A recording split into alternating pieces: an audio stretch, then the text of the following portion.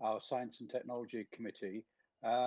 Again, unfortunately, the circumstances don't allow us to be meeting in person. And I know that we'll still be able to have some effective discussion, but it would have been nice to be meeting in Stockholm. And can I thank, on behalf of the committee, our Swedish hosts for all their assistance in not only today's meeting, but also the sessions over the last few days and on to Monday. I know we would like to be in Stockholm. We were there, many of us, I think just over a year now, just as the pandemic was starting, and it was a very fruitful visit. What I'd like to do is just go through what the agenda is going to be. We're going to start by hearing, we'll have to do the agenda, and then we'll go on to our General Rapporteur presentation, draft report on NATO and S&T cooperation with Asian partners. And then we will hear from our speaker this afternoon, Dr. Kronberg, on Iranian nuclear negotiations, topic which I know we've touched on before and is of great interest to many members. After that, we will have our our discussions on our special and subcommittee rapporteurs draft reports on space and biological weapons. Now, I know you'll have read the reports in advance, but they are available on the QDO system. And having read the reports, I've got to say, well done to everyone. They're excellent reports. Now, as Stefan said, I think we're getting used to this system, and can I ask people to bear with us when it gets a bit clunky, the system, but hopefully the technical team will be able to assist. And as Stefan has already said, if people could wear headphones if they're going to speak, because it is easier for the interpreters to be able to pick up on people's voices. And if people do have any difficulties, there's the chat box, the operator chat box. So if you have a technical issue throughout the session, please contact using that, and we will make, I'm sure the staff will make every effort to resolve those issues. Also note that the meeting will be video recorded and available on the NATO PA YouTube channel and the NATO PA website following today's meeting. So without further delay, could I move on to the agenda? So the first item really is to adopt the draft agenda. So can I ask for a formal adoption of that, or are there any comments that anyone wishes to make at this stage?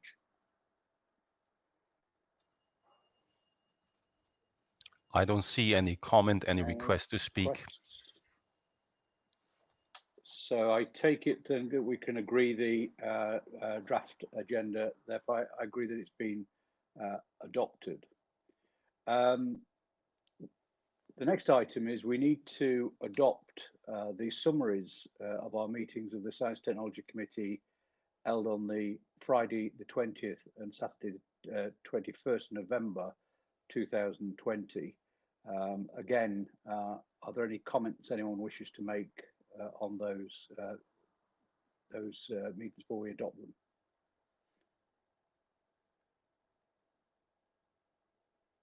Mr. Chairman, I don't see any comment or request to speak. Right, there are people there, Stefan, aren't there? They're not usually as quiet. No, they are. There are actually quite a number of participants. Oh, you can actually see that on the message system if you go to private, and there are a lot of people. Well, can I agree, therefore, that we adopt those? Can I now move on to the fourth item on our agenda, which is consideration of the preliminary draft report on enhancing NATO S&T cooperation with Asian partners. This will be presented by Naresh Ghani, one of my new UK colleagues, and it's an excellent report. And it's a shame that she's not been able to meet many of you, but can I certainly say she's a great addition to the UK delegation. I'm sure we'll take a active interest in this committee, but also the wider work of the NATO PA. So with that, could I hand over to Naresh?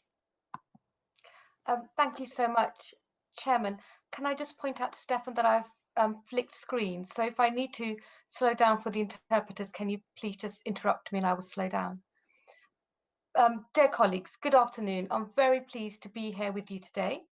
I'm a recent Member of Parliament to join the NATO group, as the Chairman has pointed out, and I'm delighted to have secured the role of Rapporteur, and this is the first time that I'm presenting the report to the committee.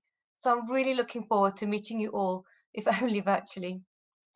The topic of my report is NATO science and technology cooperation with Asian partners. Now, the way I thought I would proceed is to give you a brief overview of how NATO's partnership system works when it comes to science and technology, or S&T for short, before then moving on to our cooperative efforts with our Asian partners in particular. Before I start, I want to share two personal views which were my motivation for researching the topic. The first is how NATO becomes more dynamic to make faster and better decisions to meet real-time challenges.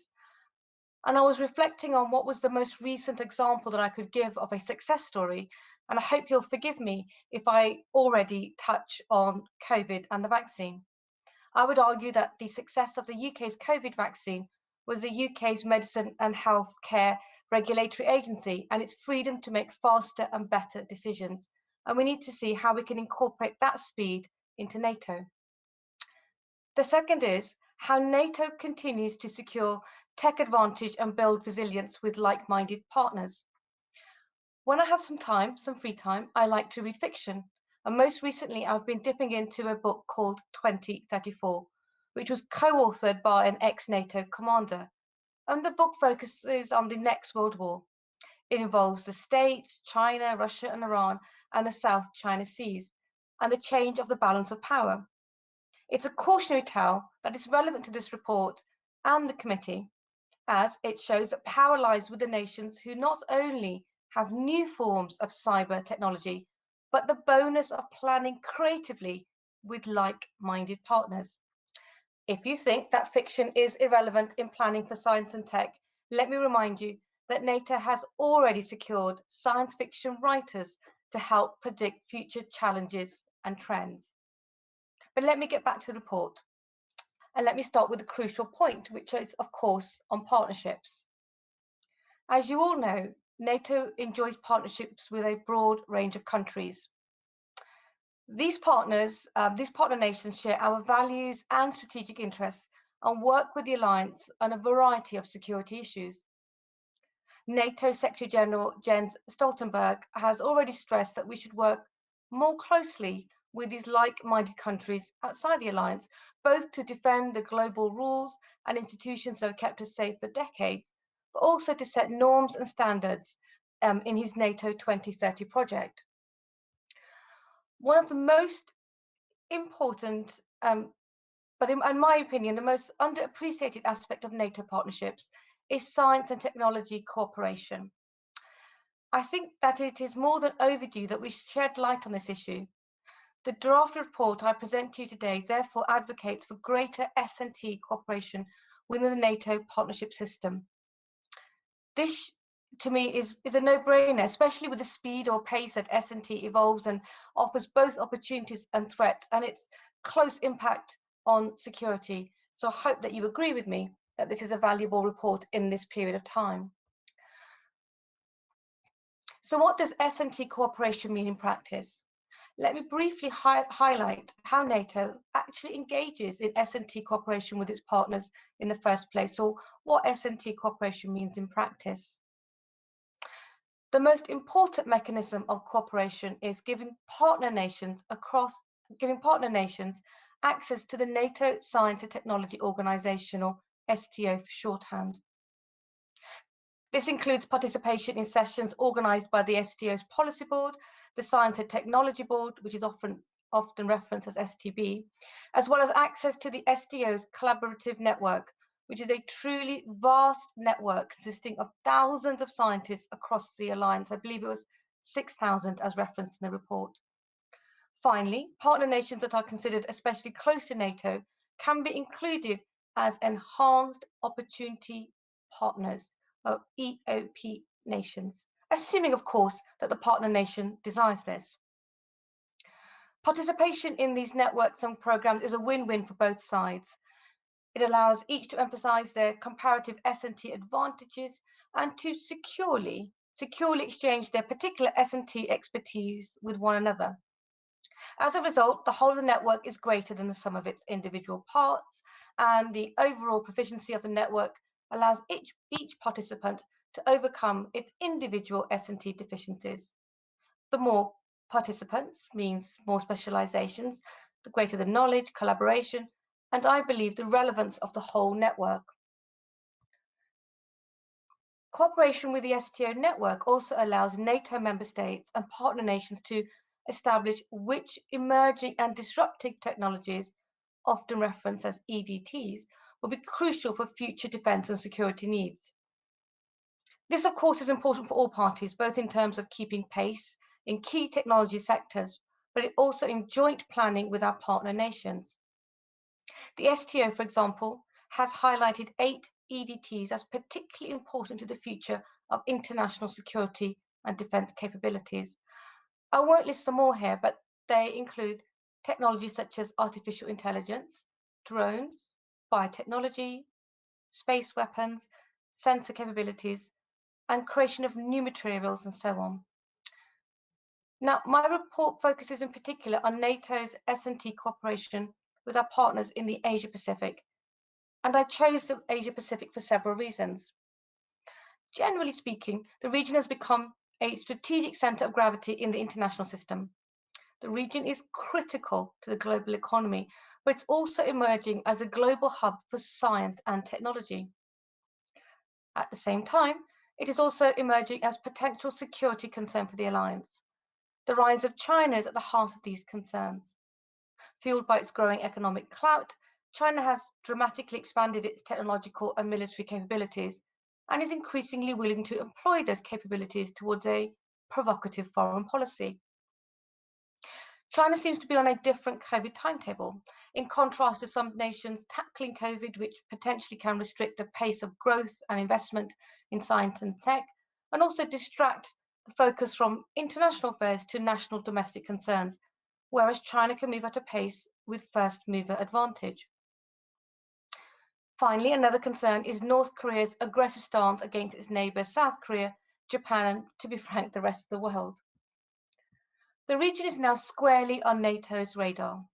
I personally believe this is an important and necessary development. We can't afford to overlook the region anymore because we live in a highly interconnected world.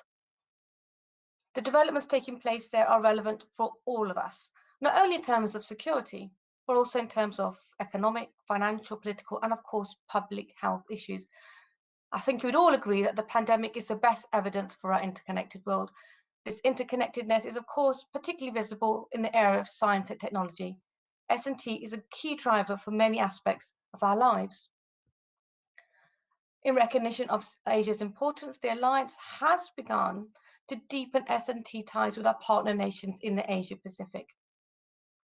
For example, the NATO Science and Technology Board has invited Japan as an enhanced opportunity partner only a few months ago, and I very much welcome this decision.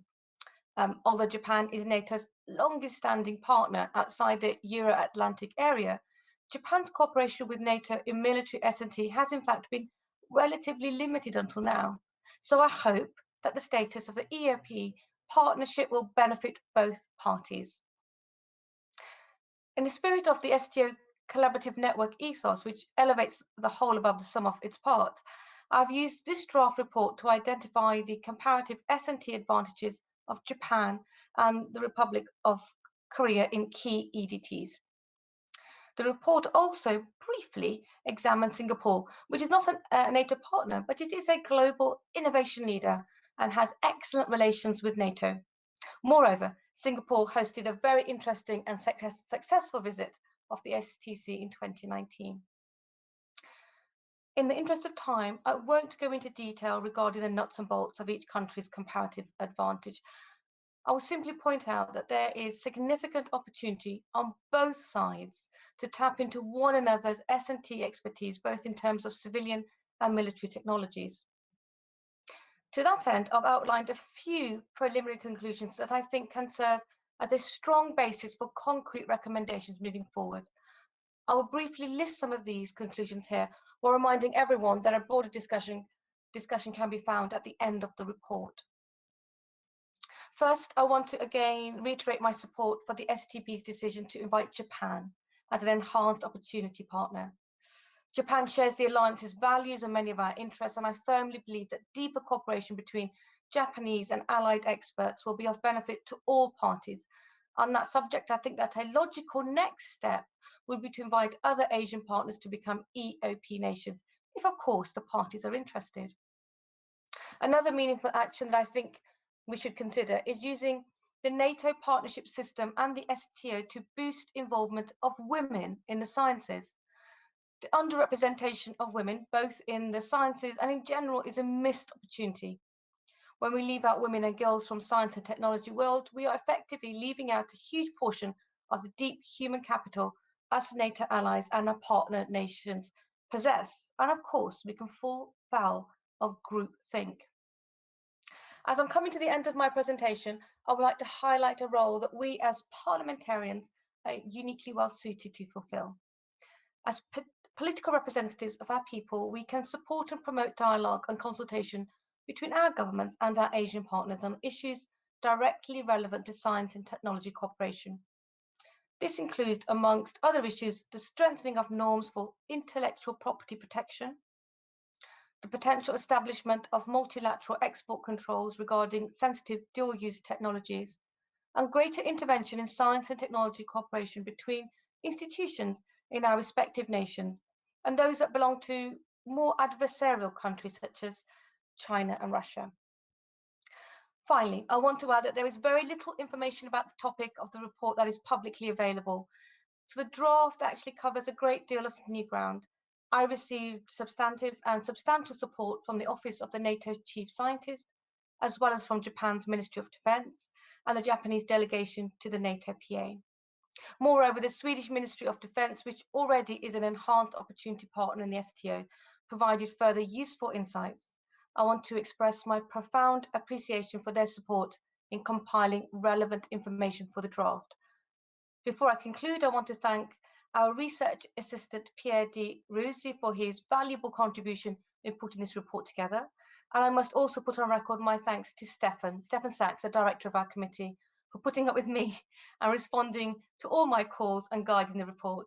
And finally, I want to express my thanks for my assistant here in the UK, who has spent countless hours poring over the report on my behalf, Pavlina Skadova. Thank you very much for your attention. I look forward to your comments and suggestions. Thanks very much, Naras, for that. Can I open the floor now to questions or comments? What I intend to do is to take people's comments and questions, and then Naresh, if you can come in at the end and respond to any points there are. So Stefan, have you got the list of anybody? Yes, we have Sven Clement, the vice chair, who would like to ask a question or make a comment. Sven? Hi, good afternoon from Luxembourg, and I dearly remember the Singapore visit that we had in 2019, and especially looking at submarine research. And I'm very happy that I'm hopefully be able to revisit Singapore next year once the pandemic has been managed to a certain extent. One question, and having read the report of Nasrat, and thank you for your report, is how can we deepen patent protection in Asia and enlist Asian partners to work with NATO member governments to ensure greater intellectual property protections? I know that we have some issues with China, obviously, but also with some of our NATO partners or extended partners. So it would be very insightful to have your views on that. Thank you. Thanks, Stefan. Who's next, Stefan? We have also Mrs. Galina Mikhaluk from Ukraine. Right, the floor is yours. She's coming up now.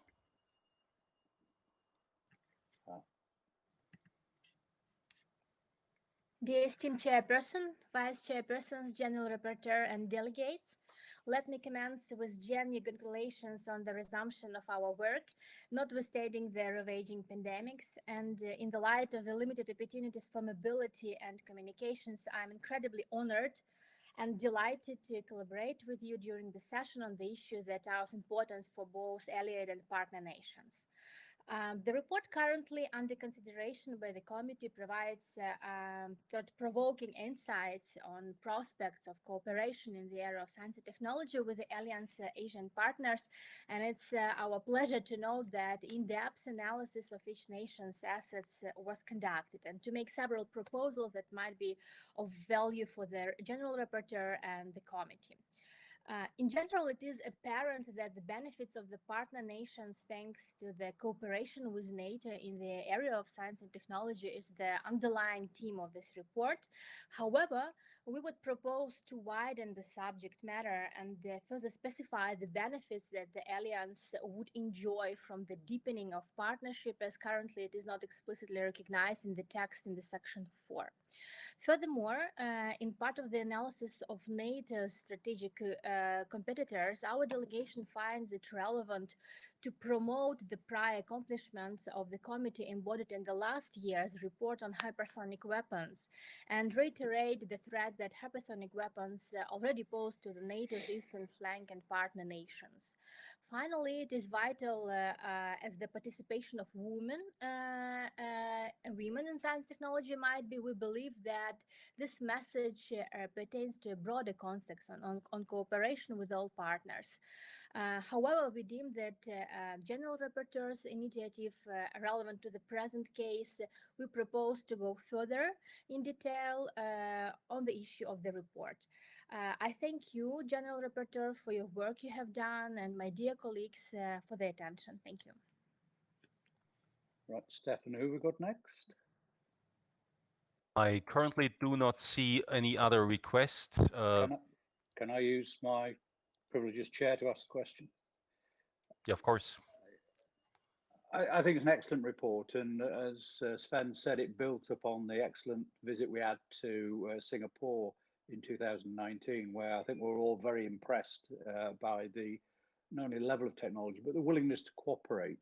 And in the report, it highlights Japan, which I think is a key partner, but it also highlights South Korea. And I'm just wondering, in terms of trying to deepen that relationship with South Korea, what can be done? Because reading the report, it seems that certainly in 5G technology and other areas, they are clearly a nation which is putting a lot of effort and time into that. And I was just wondering, in terms of possibly looking at what is being done from NATO's point of view to try and engage more actively with the South Koreans, because certainly I think that would add to the benefits, not just for NATO but also for South Korea as well. Have we any other speakers, Stefan?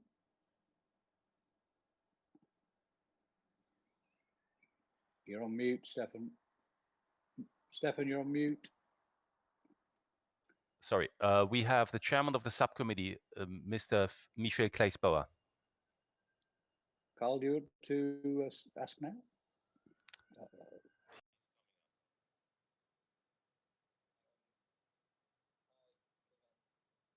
Hi, dear colleagues. I will speak in French, and you understand it. D'abord, merci. Firstly, thank you very much for this session, Chairman, and thank you, dear colleague, for your presentation and for the work that you've done. Chairman Kevin Jones led us to Singapore, and our friend Sven pointed out that this was a very instructive trip for us. And so our committee's program also includes a trip to Japan, which probably won't take place before the end of the year, but I hope that that trip to Japan will take place in 2022. I think that will be every bit as interesting as the 1 week that we spent in Singapore. So, dear colleague Nusrat, I think that your work will be very interesting for us because it sets up, as it were, this trip to Japan. It paves the way for it and will allow us, I hope, to deepen our relations with Japan and better understand technological cooperation with that very important partner. And I hope that you'll be able to take part in that trip. And perhaps could you give us a briefing before that trip to Japan to help us prepare for it? And if you have any recommendations now as to that upcoming trip to Japan, that would be very useful. Thank you. Thank you, Philippe. Stefan, anyone else, or I don't see any other contribution. Nusrat, do you want to reply to those comments and questions? I do. And Chairman, I made a fatal error. The colleague that joined from Luxembourg, I didn't make a note of his name. Sven, he's from the Sven. Pirates. He's a pirate. He's from the Pirates Party. That's okay. Thank you so much. Everyone has raised very, very important points. And Philippe, towards the end, I would be honored to try and give you a briefing before any potential trip to Japan. But I don't think I could offer anything further at the moment, because I think I'll have to sit down with Stefan and work out what more we can focus on. I have a particular interest in maritime, which I know is very important to Japan. For the record, I used to be the maritime minister here in the UK, and I think if the committee would allow me to indulge my passion, I would like to have a focus on maritime cyber security, and I'd be honoured to try and put a presentation forward on that. Chairman, you raised the issue of Korea. I think for too long there has been an assumption that perhaps all the expertise lies in the West, and these wonderful countries have very quietly just been focusing on science and tech and been progressing a lot further than us. And moreover, we need to work with countries like Korea. And at the moment, Chairman, I'm thinking about a number of the issues that have been raised here in the UK, resilience for 5G infrastructure. And I believe it says in the report, I think in bullet 26, that Korea is going to be, I think, the country that's going to be most resilient in its own infrastructure, 5G infrastructure, and have an alternative to Huawei, for example. So I think there is a lot for us to learn from Korea. And I think the countries that I have mentioned just want to have much more of a structured seat at the table, so they can feel that they are buying into the institution, which will give them the confidence to work with us, which then goes back to Sven's question: how do we deal with data protection and ensuring that patents, for example, are managed and we can own the intelligence and expertise that we have? I believe that's going to come from having equal partnerships and having confidence in the countries that we want to join us to work with us going forward. And if I can just quickly reflect on what Galiana mentioned, supersonic weaponry, we can touch on even more in the report. The issue of women, I would have loved to have gone even harder and deeper, but I wanted to make sure that the report was balanced enough for everybody to approve. So I can take that feedback away, all the feedback away. And I'm not sure how the process works, but I'll check with Stefan if there are sentences or bullet points that we can make stronger and deeper. But my argument is that not only are we reaching out to these countries, but we need to make sure that what we're offering is attractive. And that is getting them to work with us internationally on collaboration, but giving them the confidence that we will work with them equally as well. I think, Chairman, that hopefully answers most of the questions that were raised. Can I thank you for that, and thank you for the report. I mean, I think it's a great report in terms of, like you say, setting the scene, and I think we can build upon that in terms of going forward. And I think there are some challenges, I think, possibly that have come out of the pandemic that we can perhaps learn from South Korea and others, and how they've actually tackled that. And I think that's going to be important.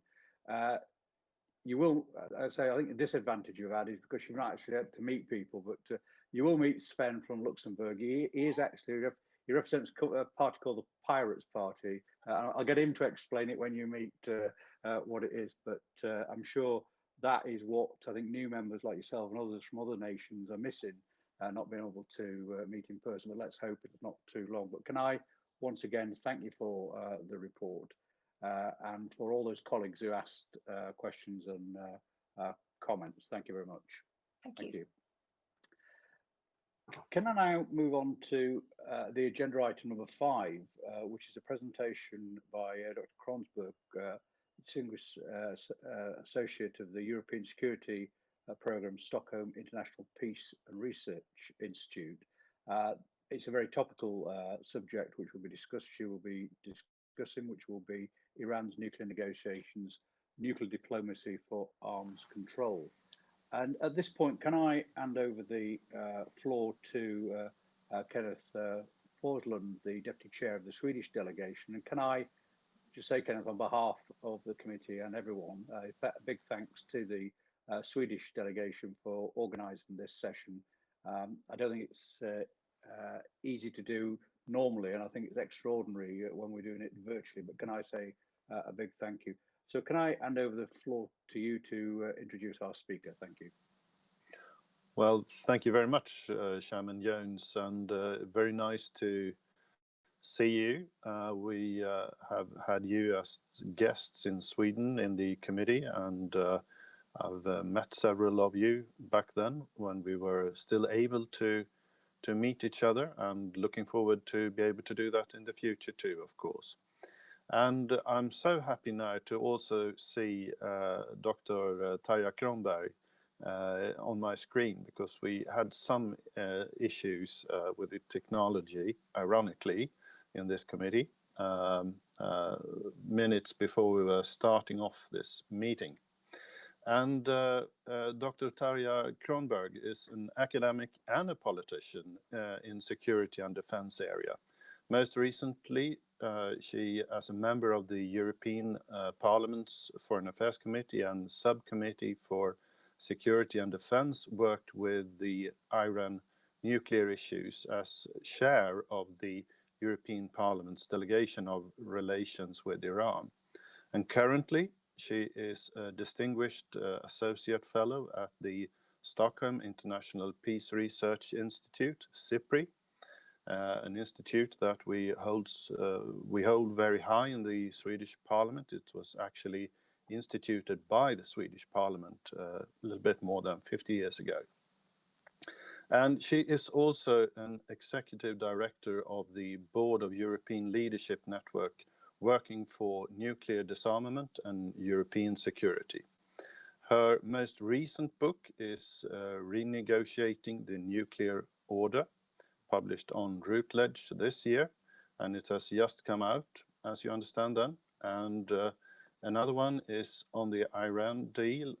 She is the author of a book called Nuclear Multilateralism and Iran, Inside European Negotiations.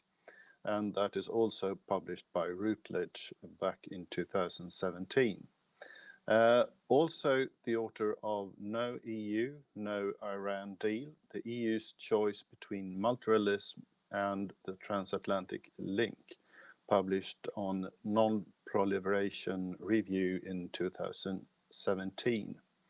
Her work on the technological transformation after the Cold War is also presented in the Transforming Russia from Military to Civilian Economy in Tories 2003.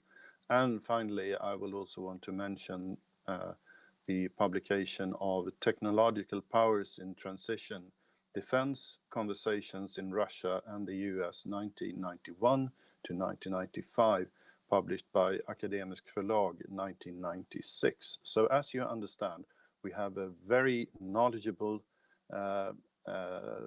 person in front of us now, and I'm going to hand over the floor to you, Dr. Kronberg, please. Thank you very much, and thank you for inviting me. After this introduction, I'm feeling a little bit sort of backwards, but we do have a technical problem. Can you hear me now? Can you hear me? Yes, we can. Okay, and everything is okay then. If needed, I will turn my camera off. But just to give you some background for the Iran negotiations and the JCPOA, and then come to the current negotiations and see where we might end and what the importance of these negotiations is. just a few words on the background. It was the 3 European countries, E3, that actually initiated the negotiations with Iran at the time when the US went to Iraq in 2003. EU was fearful, first of all, about the military intervention in Iran, and was also interested in sort of uniting the EU after the Iraq case in the Security Council. The question is, at that time, was to avoid military confrontation. And I think so far this military confrontation has been avoided. And we hope this will also continue. This is also the demand of the new negotiations. Since 2003, the negotiations went through many phases. First of all, 3 years of European negotiations with Iran that almost achieved a deal. Then 4 years of Security Council, where the P5+1 actually instituted sanctions on Iran. Then unilateral sanctions for 2 years by the US and the European Union, until 2013, when the tide changed, because there was suddenly political will on both sides, both on Iran. A new president was elected, and also on the American side with Barack Obama as a president. At the secret negotiations in 2013, actually, the hardline President Ahmadinejad approved negotiations with the US, which then took place directly with the US in Muscat in Oman. And this resulted in the JCPOA, which actually took 12 years to negotiate. After this, we know the phases. There was a couple of years, 2 years, of trade and investments in Iran by the Europeans, by the Chinese, by the Russians, and also by the Americans. After the new American president was elected, then there were sanctions, extraterritorial US sanctions, which actually prohibited trade even by Europeans, Russians, and the Chinese. And finally, the US exited the deal and had a policy of maximum pressure, which actually isolated Iran from the international community. Now, with the change of the US president, with Biden as president, there's now again a situation where it's political will on the both sides. And this time the negotiations are a little bit different. They are with the P4+1 and Iran, with the US delegation on the sidelines. It has been agreed to deal only with the nuclear program, like it was during the JCPOA negotiations. Regional issues which have been raised before by the US administration will be dealt with separately at a different meeting. While there is political will now on both sides, there are also risk moments, and I'll come into those. The first was the dispute that has been going on and which now is solved about who should go first. This is the quite normal disagreement in the beginning of negotiations, and Iran wanted sanctions first. The US wanted Iran to go back to following all the JCPOA limitations on its nuclear program first. And the solution was that there's now 2 working groups actually trying to find out steps that can be taken in parallel, so everybody can sort of see their side of the question. The second issue, which is risky, is the question of the sunset clauses. This refers to some of the limitations in the JCPOA, which start to expire already in a few years. And the Trump administration was very active in these. I said that they have to be lengthened or continued. And whether this will be discussed or not is an open question. The Iranians have said that they want to negotiate only the JCPOA as is, and the question of whether these sunset clauses can be extended is up to the negotiators and the negotiations. Missiles is also an issue which is dealt with in the JCPOA, but only as recommendations.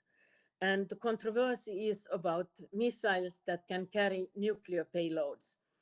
The Iranians say that, well, since we don't get nuclear weapons, we are committed not to have nuclear weapons. This is not a problem for us. The US in turn claims that all missiles can carry warheads. And so the question of missiles is open. I assume that there will be some discussions about missile right now, but they may be referred to other negotiations outside the frame of the Vienna negotiations currently going on. The second question, aside the missiles that has been complications since the US exit, is the question of the regional issues, how to solve the regional issues. And this time it deals especially with the Iranian paramilitary activities in Syria, in Iraq, and in Yemen. And the idea is that this should take place on a different forum, particularly because the Saudi Arabia and Israel have been very frustrated that they were not part of the JCPOA negotiations, and they would, of course, like to have their voice heard in this case when the regional issues are negotiated. There's some sabotage taking place to spoil the negotiations, especially from the regional parties. Israel allegedly was behind a recent explosion at one of Iran's nuclear facilities. On the positive side, and I think this is very important, they are now, Saudi Arabia and Iran are negotiating, or at least meeting each other, mediated by Iraq. And this is unique. This has not taken place. I did a study for CIPRI on the Middle East and possibility of a new security order, and Saudi Arabia and Iran were far apart, not even meeting each other. So it's a changed region, and this may be a very positive sign in the negotiations. Last but least, maybe the greatest hindrance for an agreement is domestic politics in both in the US and in Iran. In the US, the Republicans and conservative hardliners continue to strongly criticize the JCPOA for various reasons. You will remember that senior members of Congress have written letters to President Biden with Republican members warning Biden from joining the JCPOA. And at the same time, Democratic members have urged the president to join the Iran deal. The same kind of conflict exists in the Iranian parliament also.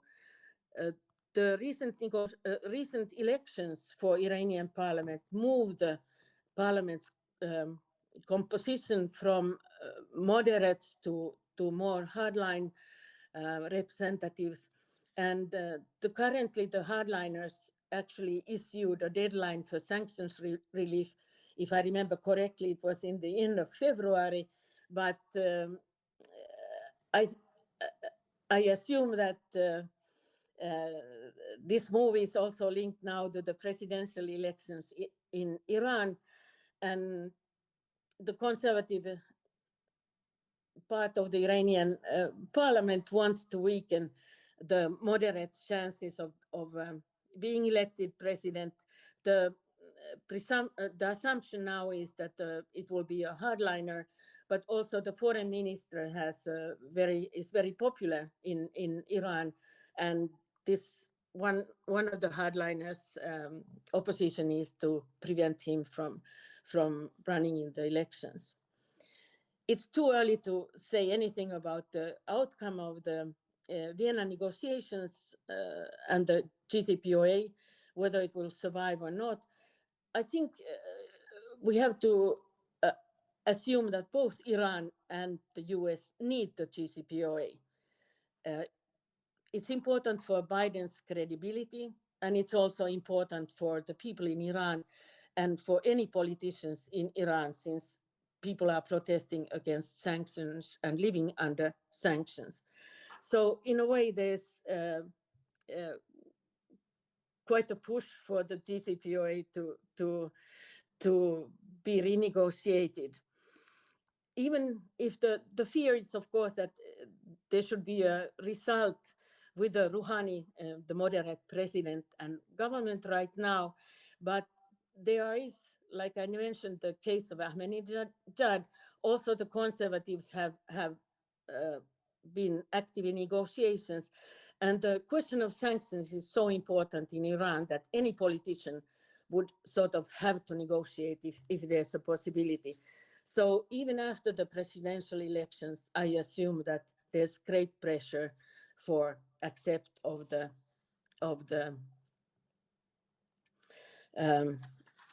JCPOA. So in this, and I would end with the optimistic note, but I would finally comment, and this message is very important, since the Iran case is not only about Iran, it's also about nuclear diplomacy, the capacity reached by peaceful negotiations, a fact that the state does not become nuclear. And so the alternative to diplomacy, nuclear diplomacy, is often the military option. And this is also the case in the Iran case right now. So we still are in a situation, like I mentioned in the beginning, that the idea was to avoid military confrontation. This is still the goal. Thank you. Thank you very much, Dr. Kronberg, for that excellent presentation. Now, I'll open the floor now to questions. If people could just request the floor to questions. It depends how many questions we get. I'll either group them or Mr. Chairman, we currently have 2 speaking requests. One from Sven Clement from Luxembourg, another from Ziad Abultai from Canada.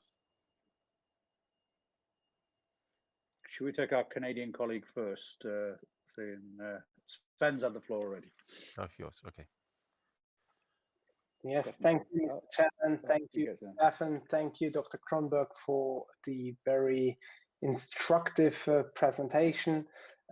Also, thank you, Kevin, for reminding that I'm part of the Pirate Party, which is a very strange name, but I'm very hopeful that I can show you all when we meet again, hopefully at the latest in October in Lisbon, that I'm not that a strange person. I wasn't suggesting otherwise. No, I'm sure, Kevin. Thank you. Nonetheless, to Dr. Kronberg, thank you for the presentation on the JCPOA. All those acronyms are always a bit strange to pronounce for non-English native speakers. But knowing that it's not a silver bullet, how can we make sure that Iran will not develop nuclear weapons later on? And also, what will be the consequences, in your opinion, if we will not reach an agreement with Iran over the JCPOA in the near future? I think that is a very pertinent question for the future of NATO and mostly the European members, given that the US and Canada are very far away from Iran, but we are quite close, and this is of a concern for us all. Thank you. Thank you, Sven. Could I ask our colleague from Canada to? Yes, thank you. Actually, Mr. Clement already asked part of my question, but to Dr. Kronberg, I read your statement or your report, and I listened to it. My question is twofold. One, I think the Iranian regime wants to develop nuclear arm so they can maintain to keep the regime in place, which is devastating for the Iranian people and for the world due to the activities that Iran is having in the Middle East and across the world that is causing destabilization in the region. So the question is, again, how can we, or are you certain that Iran will not develop a nuclear arm. I think that's if it's a matter of time. I'd like to hear your opinion on that. Thank you. Dr. Kronberg, would you like to respond to those points?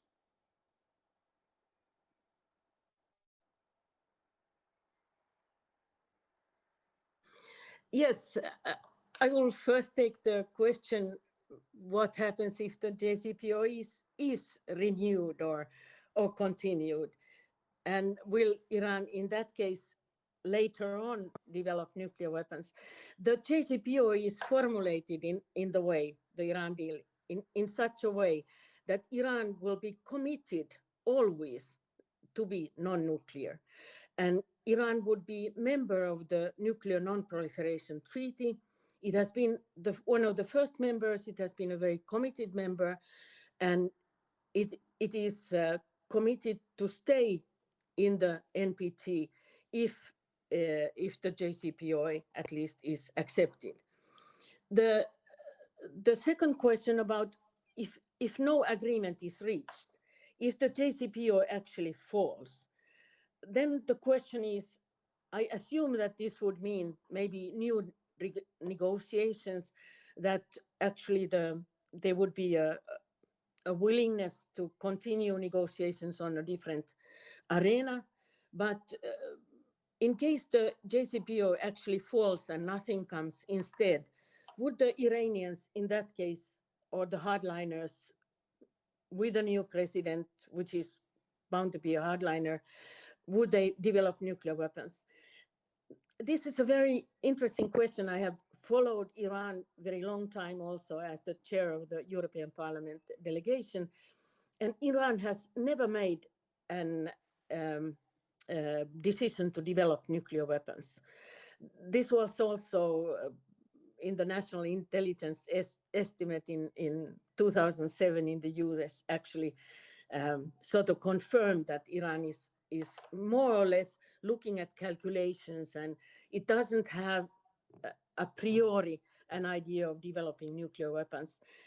On the contrary, they want to stay in the NPT, and actually they want to be on the threshold. Iran is right now on the threshold of the capacity. They know how to do it, and they can probably develop nuclear weapons very shortly, but they have chosen, and this is a strategic position which they believe is a better one, namely not to cross the border to the nuclear weapons.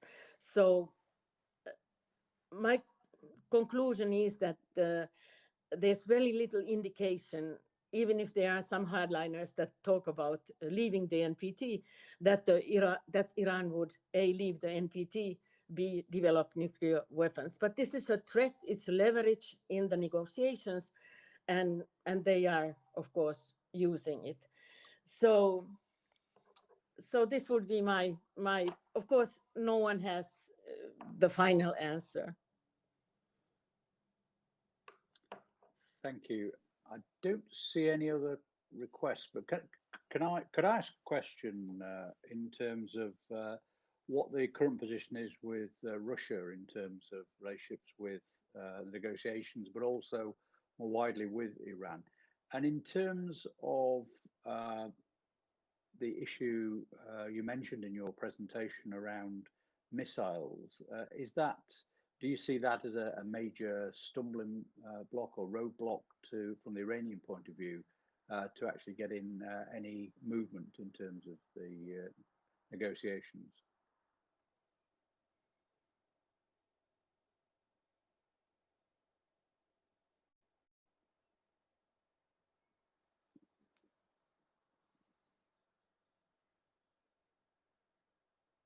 Don't have an air force, or have a very rudimentary air force. So they are very strong, and this is sort of a defense position on the question of missiles, that they would not cut their missile production, at least unilaterally. But there has been indications that this is a question that they can discuss. And there has been discussions about maybe the distance can be shorter, and and avoid intercontinental missiles, for example. And also it should be considered, all the missiles should be considered in the region as a whole.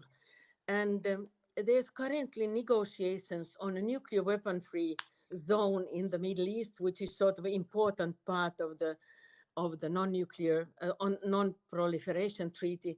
And within these discussions, actually all the countries in the region could participate in a discussion about missiles and actually try to see what kind of agreement could be achieved where everybody would sort of look at their missiles. Iranians are very reluctant. Just to summarize, Iranians are very reluctant to do it alone. I didn't hear the first part of your question. It was the issue around Russia. Where's Russia's position in terms of the negotiations? Russia has been very, very active in these negotiations. Russia has been extremely interested always that Iran doesn't get nuclear weapons and is also worried about it. But on the other hand, Russia sees its possibility with the removal of sanctions, or at least partial removal of the sanctions. Russia sees the possibility of first of all, developing the nuclear energy field in Iran, and also selling weapon systems to Iran. So there was an issue last fall in the UN where there was a proposal from the Americans to delay the expiration date of weapons transfer to Iran, and this did not go through. So actually, there is a possibility to buy and sell weapons to Iran now. China has been very more careful. They are also interested in the nuclear energy field, but they are balancing more their relations with other countries in the Middle East. So China's political position is a little bit different. But actually, the Europeans, the P4, the Europeans, the Russians and the Chinese, they have been in agreement all the time after the US exit. So there's very little sort of cracks in the consensus. And sorry, can I just ask an issue in terms of Israel? I mean, we clearly hear the public statements from Israel but is there any movement in terms of from them in terms of the negotiations or softening the position?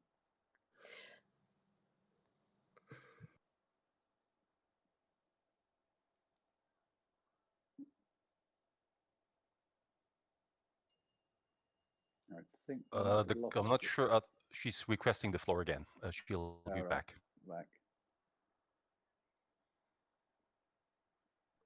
We've got you back. Yes. Yes. First of all, the explosion that took place in the Iranian nuclear facilities allegedly was done by Israel. So Israel is trying to prevent the negotiations. Also, Israel has been very active in talking with the new US administration. In Israel, the meanings are different. Netanyahu and the government is against the negotiations. Not actually they are against sanctions relief in order for that Iran would get more economic power. But the army and the intelligence in Israel has supported the JCPOA and actually means that it is a good deal, and it's important for Israel's security as well. What will happen now? It's interesting because Israel has now negotiations and deals with the United Arab Emirates, the so-called Abraham Accords. And this may change the positions in different ways, but currently I think that Israel is divided and we'll see what happens. And there's some sabotage in the making. I think the situation also will be affected now by this Israel-Palestine conflict. So everybody has other things to think about. Thank you. Right, thank you very much. I don't, Stefan, see any other requests for speakers or comments? No, neither do I. I think that was... So with that, Dr. Kronberg, can I say thanks very much for your time this afternoon and the presentation you've given. It's been very interesting. It'll be certainly an interesting subject to watch over the coming months and years. And I'll certainly look out at some of your books on the subject as well. But can I also, in closing, also thank again the Swedish delegation for their work in terms of making this session possible. Can we now go on to agenda item 6, which is consideration of the preliminary draft report, the special report on space and security and NATO's role. And the person presenting it will be Karl-Heinz Bruners, our special rapporteur. So could I hand the floor to you, Karl?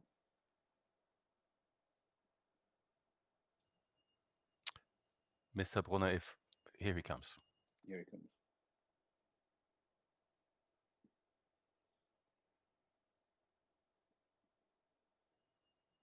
Mr. Brunner, could you please request the floor again?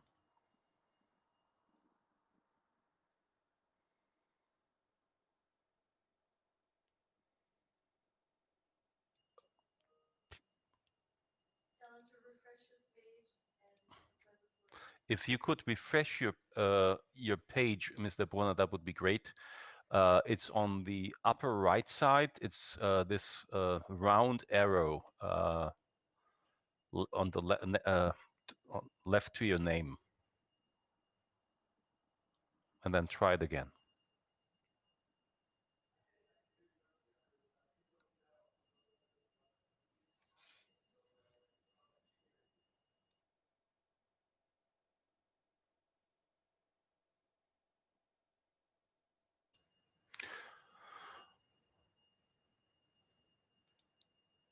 We're doing so well.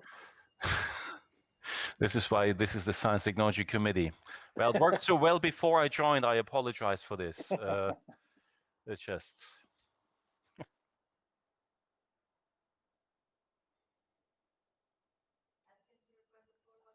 Herr Brunner, wenn Sie das nochmal das Rederecht bitten, das wäre toll. Mr. Brunner, you would need to request the floor again, please.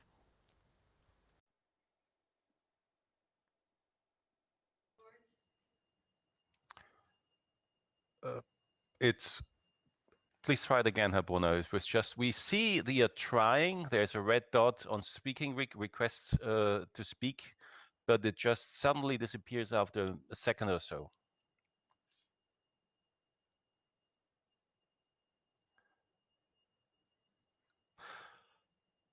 What we could do alternatively, if that doesn't work right now, we'll try to fix the technical problem, and maybe we could advance the report by Leona Alslev.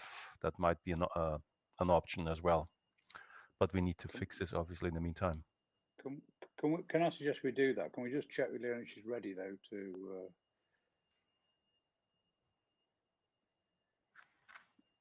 Yeah, I'll just check.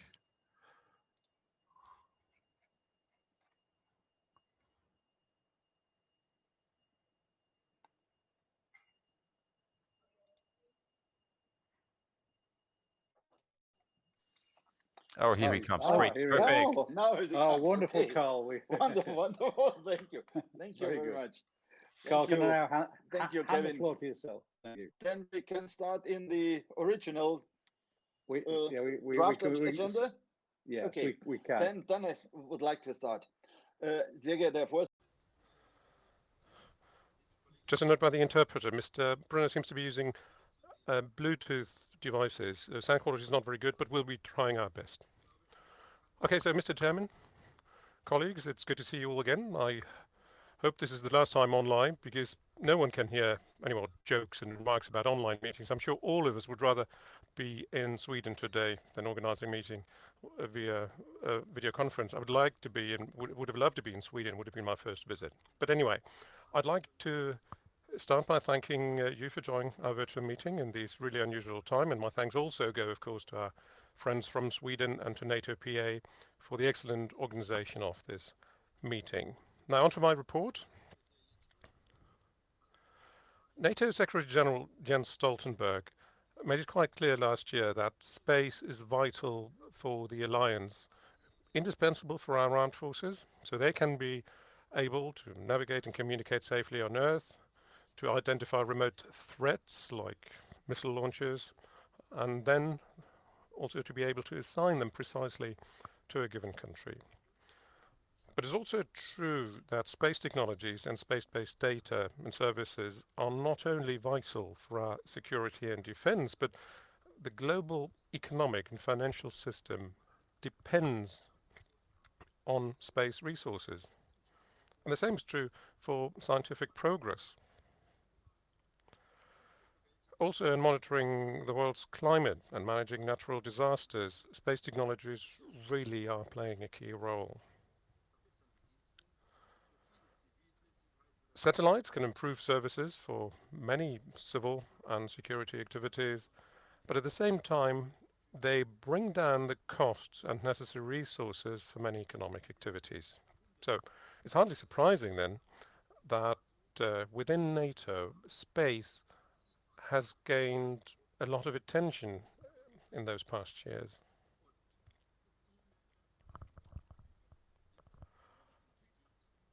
Now I'd like to give you a rough overview of the latest developments, and I'd like to put my report in context. Now, for one thing, in 2010, NATO recognized free access to space as a priority at the Lisbon summit. And then in June 2019, member defense ministers also agreed guidelines for the alliance space policy. And then in that same year, namely 2019, space was declared the fifth operational area within NATO. And then last October, a new space center was announced at the Allied Air Command in Ramstein, Germany. And then finally, in January this year, NATO also agreed to a French proposal to create a new center of excellence for space based in Toulouse.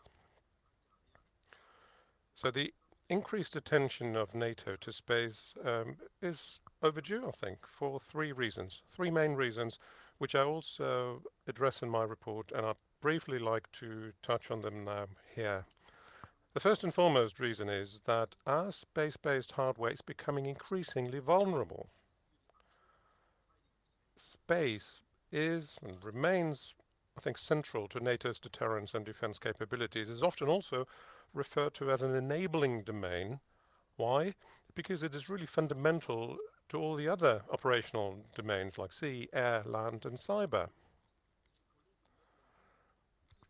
Our British colleague Madeleine Moon, in her report in 2017, rightly pointed out that many of NATO's systems rely heavily on space-based technologies. Just think of ballistic missile defense or the airborne warning and control systems, the AWACS systems. And the number of countries that are launching satellites into space has really multiplied over the past years. China now is increasingly seen as an equal competitor to the USA and also to NATO allies. And on top of that, it's Russia, China, and other states that now have technologically advanced weapon systems. All of them are potentially capable of destroying satellites or rendering them useless. In general, there's been a sharp increase in the number of weapons tests to interfere with satellites. And also in my report, I address a number of risks related to accidental collisions or other incidents in space. Such incidents could easily get out of control, and potentially those could lead to conflicts, even on Earth, I'm afraid. So I think we must avoid at all cost an arms race and the weaponization of space. For that, we need greater international cooperation to reduce the risks in space. This is certainly an urgent necessity as we speak today. But there's also a second reason why I think we need to be more concerned with space. And that's the simple and straightforward fact that the orbits over Earth are becoming more and more crowded. The United States is still the leading nation in the development and deployment of space technology, and also the report discusses that in a number of paragraphs. But also in the report I mentioned China, because China is now massively promoting its satellites as part of the Belt and Road Initiative. Also Russia. Russia is now also putting a lot of effort into modernizing its GLONASS system, and they're trying to continue their legacy of the Soviet Union as a great spacefaring nation or superpower in space. Here in Europe, ESA, which is the European Space Agency, has launched their first satellites of the Galileo system 10 years ago. And today everybody's talking about new space. Now what that is that it's mostly commercial. Private companies these days are active in space as well. The majority of satellite launches today are carried out not by state but by private companies. Now, we can witness that in real time on social media platforms. If your bandwidth is okay, you see how new satellites are launched into space every other day. So this private involvement, I think, also carries a potential number of risks. And I'm also mentioning that at a later point in the report. So that number of national and private space competitors or space programs brings me to my third reason why I think we should pay more attention to developments in space, also within NATO. Military and civilian activities in space have increased a lot over recent years, and the international legal framework lags behind. It has virtually remained unchanged since the 1960s, and many countries have been calling for renewal of the rules. Jean-Marie Bockel, in his report, highlighted this when he talked about the future of the space industry. The UN and UN organizations like the ITU, which is the International Telecommunications Union, an organization that's responsible for allocating slots and orbits, have not really provided such a renewal, but we all must be aware what is at stake here if no action is taken soon. Ultimately, we're potentially running the risk of losing free access to space, to Earth's orbits, not just because of perceived or real military threats, but because of the sheer amount of space debris orbiting the Earth today. There's a so-called Kessler Syndrome, and what the Kessler Syndrome says is that there's a real danger of a collision of space debris that could trigger a chain reaction and would render parts of our space orbit unusable, or the near Earth orbit unusable for decades to come. So I therefore want to emphasize once again how important it is to attach or pay attention to the space for commercial and scientific purposes. We learned in an earlier committee meeting in November that a lot of investment goes into commercial satellites today, not only military ones. We had a virtual visit in March earlier this year in Germany, and you'll remember that we talked about the economic expectations for commercial space flight in the coming years. So it's not only our security here that we're talking about that's at stake, but the prosperity of our nations, of our society. So what is NATO's role, and what can we do as NATO parliamentarians? Now, I think first and foremost we should focus on the work that has already been done in the past. The NATO STO, the Science and Technology Organization, has been working with member states for years now to improve the collaboration in civil and military space research. In the past years, it has produced more than 50 major reports on space-related issues, and has already identified a lot of research potential for member nations. But today, NATO does not play a leading role in shaping space policy today. This is not surprising. It does not have its own satellites and doesn't have its own hardware. So NATO relies on the resources provided by other member states. So the creation of the Space Command in Ramstein that I mentioned before, and the planned establishment of the Center of Excellence in Toulouse is a very good case point in case here, because I think the alliance can make an important contribution in terms of coordinating the security-related aspects of space policy, because NATO could position itself as a forum for an exchange of information on interoperability or technical standards.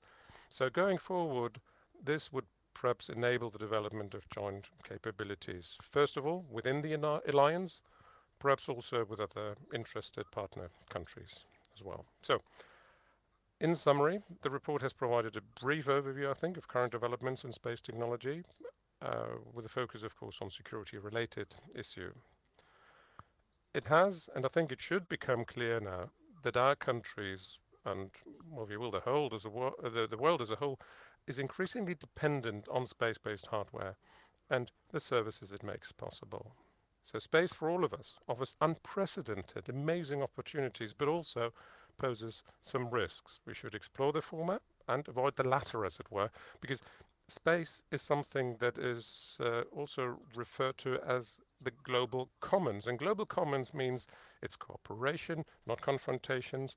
We want to make sure that all spacefaring nations harness the possibilities of space together.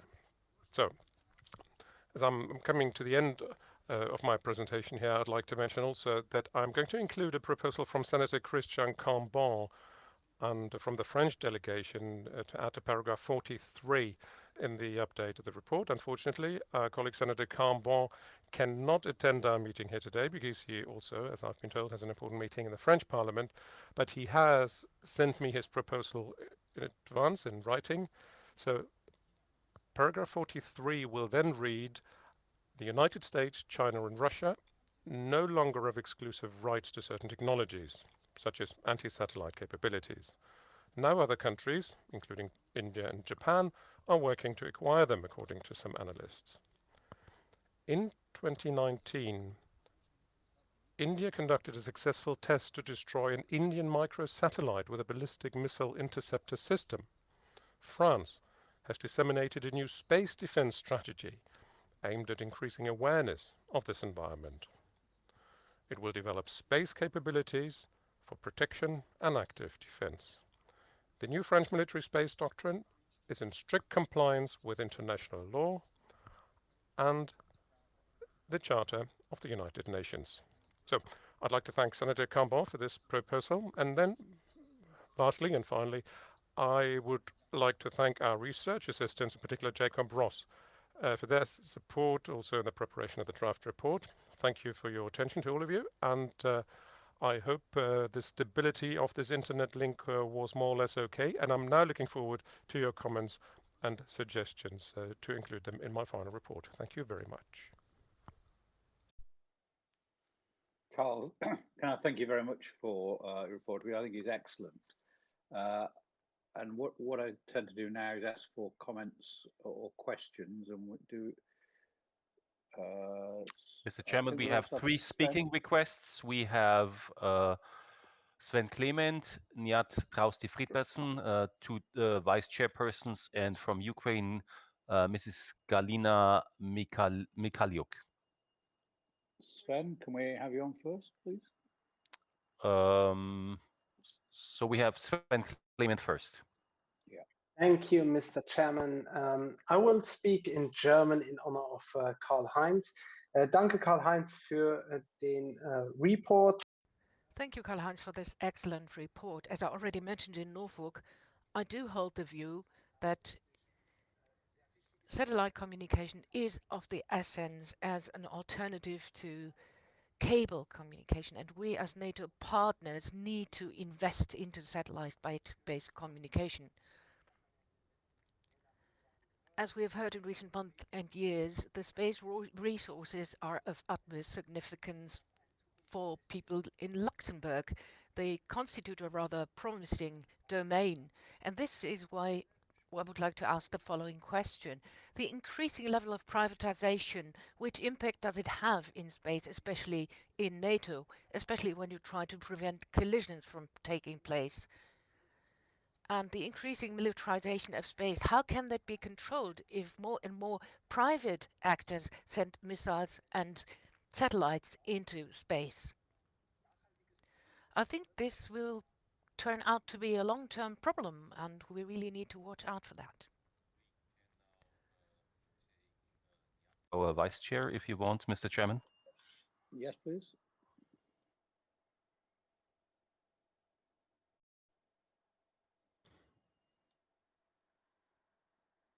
Hi, Niall. Is it? Hi. Hi, Niall. Do you read me? We can. If you come a little bit closer to the microphone, that would be better because it's the sound isn't that strong. I will just do it like this. This is Very perfect. good. I just want to mention, I think I did in the same, the meeting that we had in Germany concerning the space issue. Are there any talks through this report concerning satellite navigation in the high north? And we know that Galileo and EGNOS systems are just over mostly Europe, now North Africa, and have been established now over Norway and Finland, and to further. But in the North Atlantic, it's just a part of Iceland, the eastern part, and we need that actually in the North Atlantic and the high north, and also, in my opinion, also over Greenland. And on the American side, we have us, but on the European side is EGNOS for the satellite navigation. It's both for air traffic, and it could also be used for maritime traffic, and also for search and rescue in the North Atlantic, and in all kinds of with the global warming thing, all research and science and things like that. So I just wanted to mention here that this is a thing that I've been very interested in, also, of course, of my former career as an air traffic controller. We use that a lot in the satellite navigation all over. But so, are there any thoughts about this concerning these matters? And of course, as we mentioned before, we have had these discussions, like Sven came in Norfolk. We have had it before in our trips to I think California, and the political committee to Boston and New York, not 2 years ago, 2.5 years ago, about the capabilities of the cables, the fiber cables in the sea and the space. With the space, the capacity in the space is only about 5 to 10% of what we have in the cables. So this is a great importance in all matters, really. And we know those thoughts about the submarines in the North Atlantic and all those interesting things that we have been learning in the last years. But my focus point was just on the satellite navigation in the North Atlantic, and how we can combine the system over Europe and the system over North America. That's in the US and the Canada, and what to do to combine those systems. As I think it's very important for the future. Thank you. Thank you, Noel. Can we now have, sorry, who's next? We have Mrs. Kalina Michaliuk from Ukraine. Right.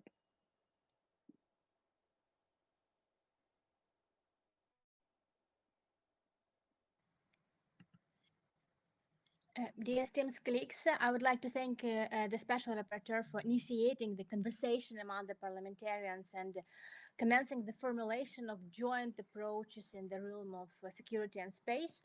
And this being said, we're delighted to review the present report and carefully suggest our ideas. Overall, taking into account the complexity of the issue, we would like to highlight that the special report provided us with a holistic and relevant view of NATO's role in ensuring security and space. And we would not agree more with the statement that cooperation, not confrontation of all nations, is required to elaborate the universal and relevant code of conduct in space. In this regard, we might emphasize the importance of partnership in establishing the foundation for the realization of this goal, given that a large share of spacefaring nations is either a NATO ally or a partner nation. In discussing China as a strategic competitor in space activities, it seems valuable to investigate additional aspects further. This may include its investment and partnerships with European states, with research and development and engineering potential, consequences these actions might entail for the leadership of the allies in space, as well as countermeasures to be taken in this regard. Moreover, as a NATO partner and a nation that came to great lengths to neutralize the damage from Russia's space denial activities, we would highly appreciate if this fact was mentioned more explicitly, and we would gladly assist with further research in case of need. Beyond any doubt, we believe that wider cooperation among NATO allies and its partners in the long-term perspective can motivate the establishment of necessary legal frameworks and political consensus to ensure peace in space. Therefore, we welcome the support for joint exploration and enhanced communication among allied and partner nations expressed in this report. And needless to say, we would be delighted to hear the Special Rapporteur's views on the possible venues for deeper and more dynamic collaboration in the field. Thanks. Thank you. Carl, would you like to respond to those points? Dann darf ich darauf antworten. Ich darf die 3 Anregungen. Yes. Thank you very much for your comments and your questions. Now let me reply by referring to what Galina has just said. I'm fully on page. I fully subscribe to her point of view. We really have to cooperate dynamically in order to promote cooperation instead of confrontation. That is what the NATO partners are strongly committed to, and this is why we have to join forces. Back to Nayal's statement. He was undoubtedly right in saying that we still have earthbound or cable-bound communication, and in the northern hemisphere more action needs to be taken because we want to use more satellite-based communication also in that region. We will take up your ideas and take them on in our report. My kind request to you is, Marielle, as an expert, can you provide us with additional background information on how to achieve this best? I would like to conclude by saying that I'm fully on Sven's page, especially against the backdrop of the high level of privatization in space. We'll have to do everything in our power to pay a lot of attention to the new developments taking place in space. And we need a rule-based order for space as well, because without a rule-based order, the military as well as the civilian utilization can no longer be organized as was the case in the past. This might start off with bilateral and later on multilateral agreements, but we most definitely need a rules-based system in order to use space as a common space available to all. And of course, we'll take up your ideas in our report. I don't see any other speaking requests, Mr. Chairman. Thank you. Thank you, Carl, for those. And can I concur with you? When I read your report, I've got to say, when I read your report, it quite frightened me in parts, particularly the issue around then there's no legal basis to put a lot of what's going on. And I would also echo Sven's point about the introduction of private initiatives into space, which could actually have, key damages to existing telecommunications. And I think the urgency, which your report says very clearly, I think, is that we need, as a matter of urgency, a new legal framework for the use of space. But I think it was a very informative report, and can I thank you, Carl, for that. Mr. Chairman, we also have Philippe Michel Kleesbauer, who has requested the floor. Philippe, do you want to come in now then?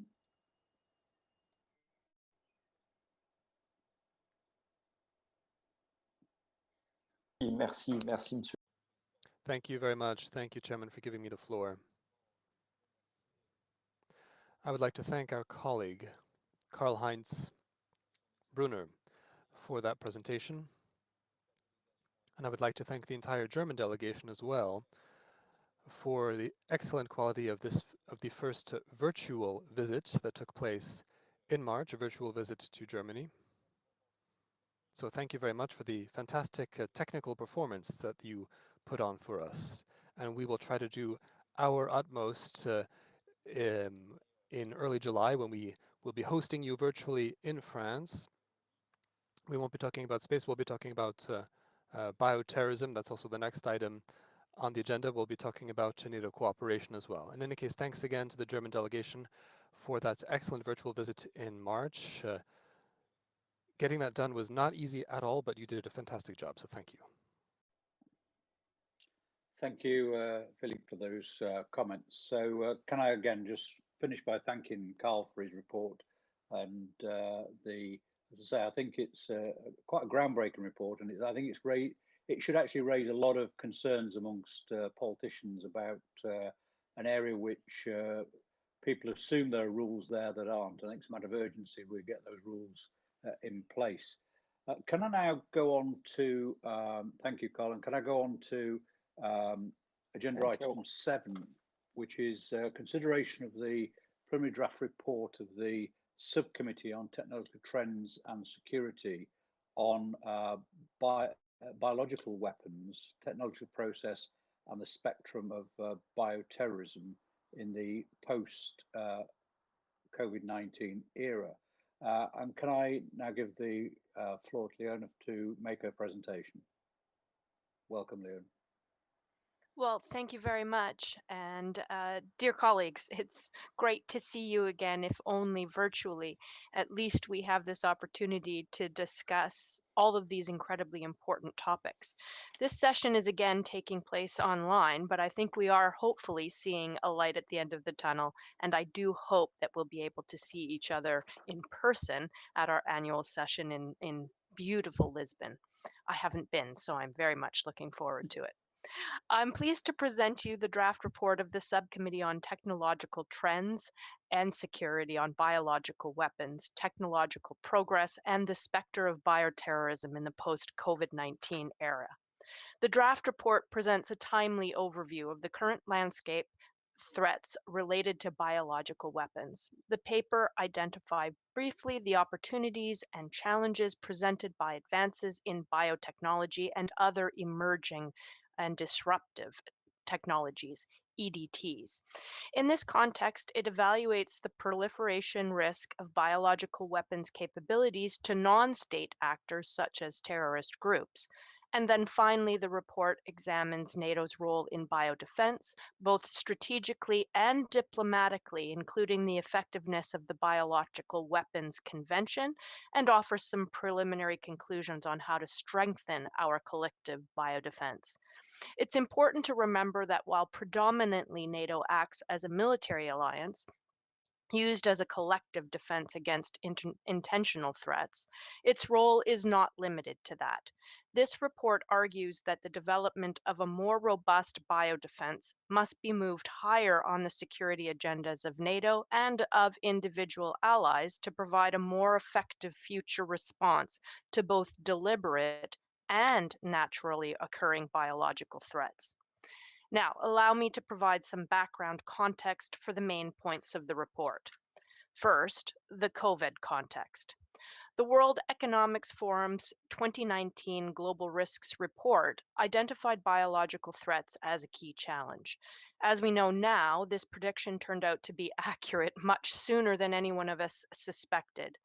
The COVID-19 pandemic has had a huge impact on our national security, our economic activity, and of course, on our individual lives.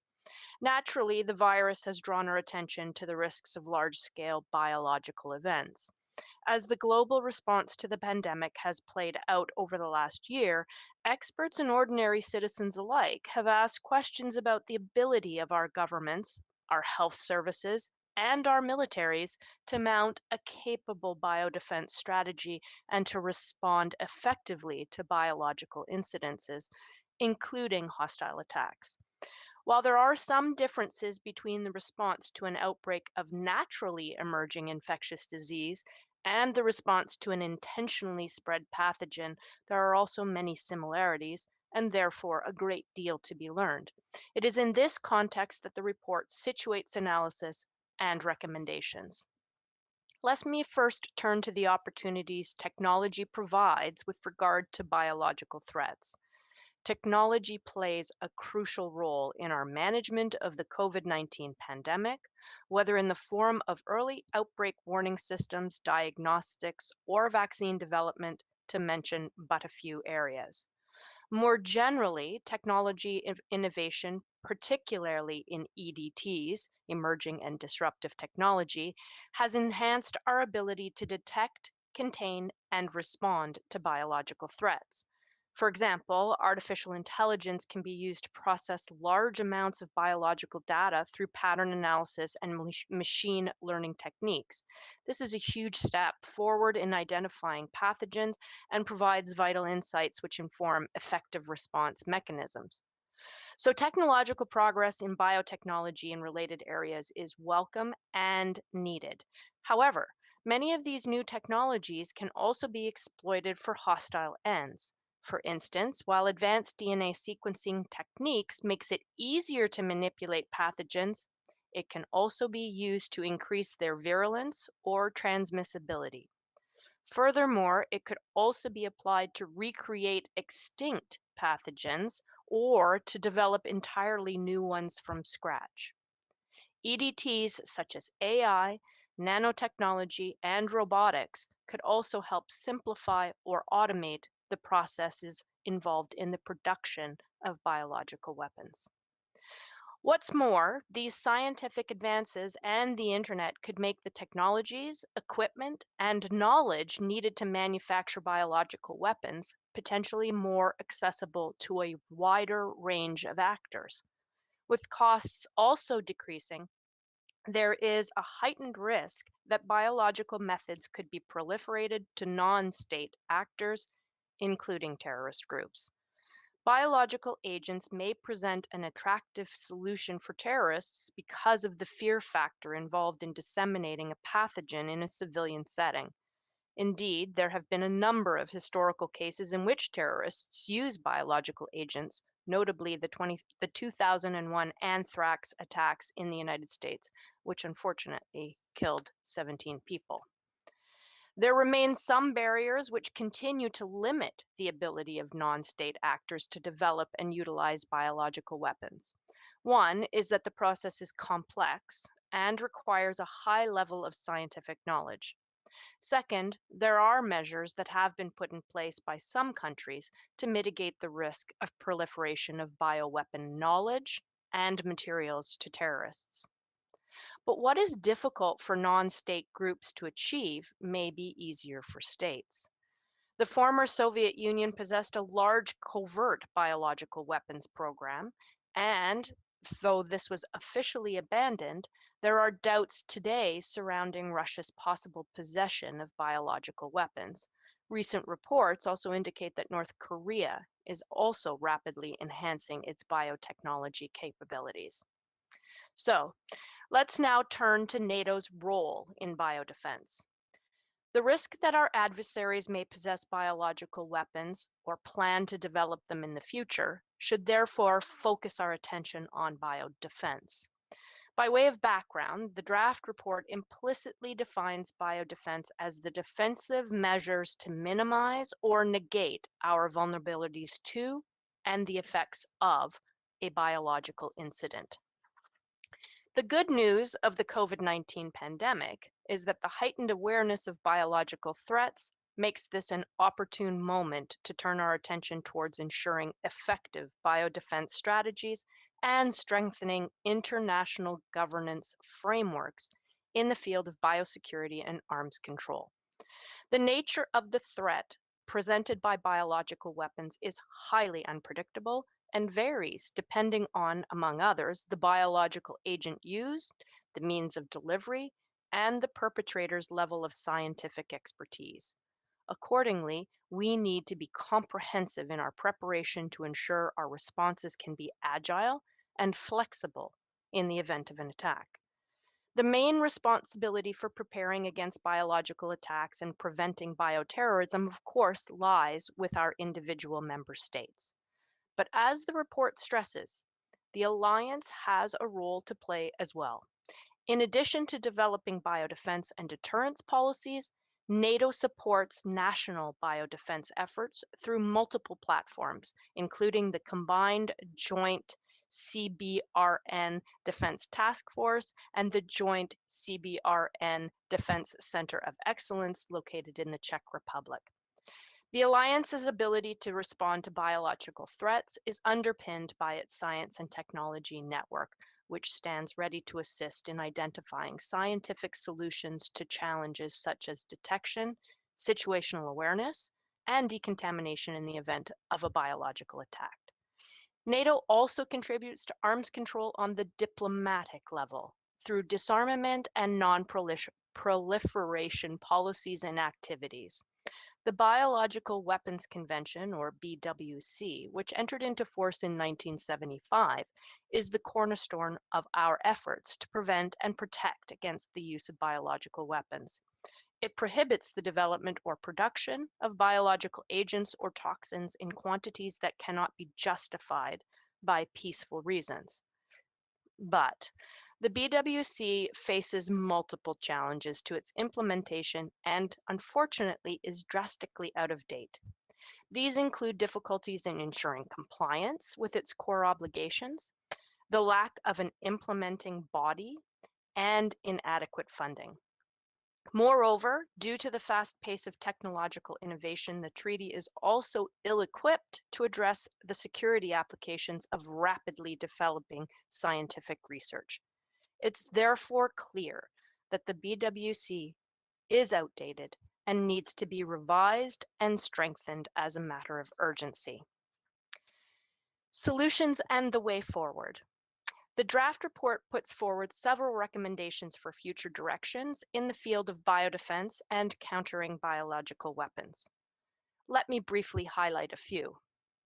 But before I do, I want to emphasize a general recommendation that I have put forward before. I don't need to tell you how devastating COVID-19 has been on our economies. So as we collectively plan for recovery, there will be a great pressure to reduce our defense and security budgets. I implore you, all my parliamentarian colleagues, to stand strong and emphatically in each of your parliaments to prevent any reduction in our defense spending. We've heard today and throughout our NATO Parliamentary Assembly session that the threats are not decreasing, but rather increasing. And now is when our adversaries hope that we will be distracted and they will be able to further their objectives. We must deny them this opportunity by standing firm and maintaining our collective current defense spending budgets. Now for the specific recommendations of this report. I strongly recommend that the need for a robust biodefense be moved higher on the security agendas of NATO and of individual allies. This would reflect the severity of the issue while harnessing the enhanced awareness of biological threats triggered by COVID-19. In this context, it's imperative that nations re-examine the existing biodefense capabilities and policies to ensure that they're sufficient to meet current and future biological threats. The next review conference of the Biological Weapons Convention is scheduled to take place later in 2021. This is a critical opportunity for the state parties to review the convention's operation and suggest ways to strengthen it, whether through improved verification methods or through more funding, or hopefully both. There's a potential for NATO to give additional weight to this process by lending its support in proposing direction for reform. Finally, we should encourage national governments to make better use of NATO to exchange experiences and best practices among member states and with partners, with the overall goal of improving the international expertise in biodefense. The COVID-19 pandemic has exposed global vulnerabilities to biological threats and provides valuable insight into the potential consequences of a large-scale biological event. It is important that we take steps urgently to mitigate the impact of future incidents whether deliberate, accidental, or naturally occurring on our societies. This includes recognizing both the opportunities and the challenges presented by scientific advances in the field of biotechnology and beyond. Thank you so very much for the opportunity to be your special rapporteur and for your time and attention. In closing, I'd like to thank our research assistants, particularly Sophia Mason, for the valuable assistance in putting forward this report. And of course, the quality and substance of this report would not have been possible without Stefan Sachs. Sincere thanks to him for his dedication and commitment to ensuring that we as NATO parliamentarians are able to fulfill our role in support of one of the most successful alliances and significant contributors to peace and security in our time. I look forward to our discussion on this very important topic. Thank you. Thank you, Leon, for an excellent presentation, and I certainly concur with your thoughts around defence spending, because I think what your report shows is that the threats we're dealing with are not traditional ones which our electorate might think about, but the threats are wide and varied, including the ones highlighted in your report. Stefan, who have we got first? We have at this point 3 speaking requests from Fabrizio Ortiz from Italy, from Cheryl Gallant from Canada, and also our President Jerry Conley requests to speak, and also from our Ukrainian member. Well, could I set a precedent? I think we'd let our President speak first, if possible, and welcome him to the session. So, Jerry, can you? Hi, Jerry. Thank you, Mr. Chairman, and thank you for, because I'm going to get off, I'm going to go back and forth to the 2 committees, but I did want to thank you, and Stefan, thank you for the work being done, the substantive work being done in the committee today. And I very much enjoyed Leona's presentation. And I think it actually sparks a thought that I think one of the tasks we're going to have to undertake, and maybe your committee will lead us, is beginning to think post-pandemic. You know, what are the lessons learned? What are the weaknesses we've uncovered in things like supply chain dependence, in the availability of critical drugs and therapeutics, and how did we manage to develop vaccinations so rapidly?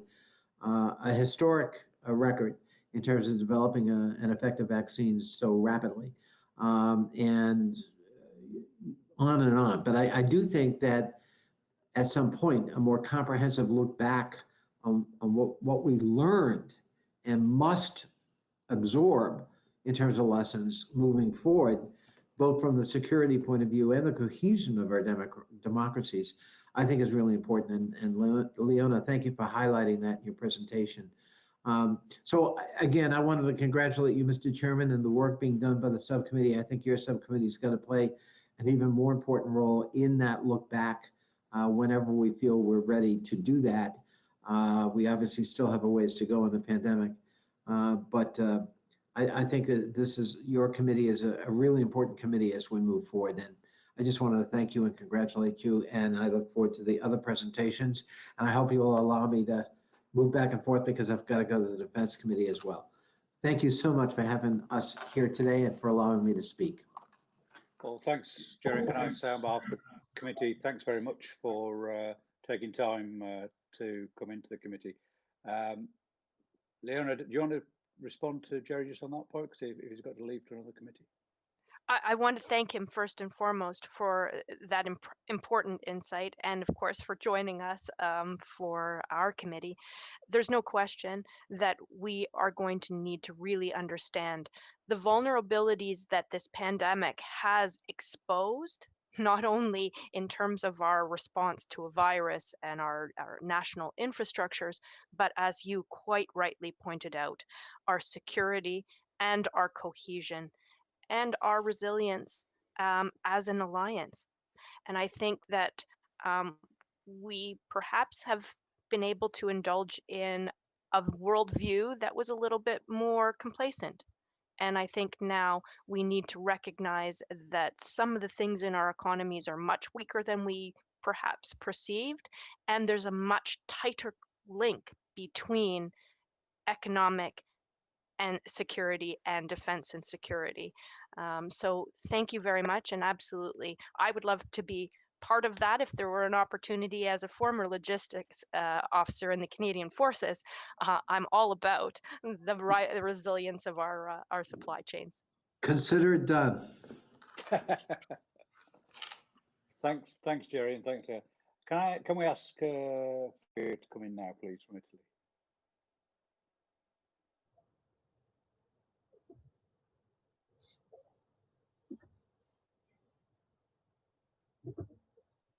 Fabio, right. The floor is yours, Fabio.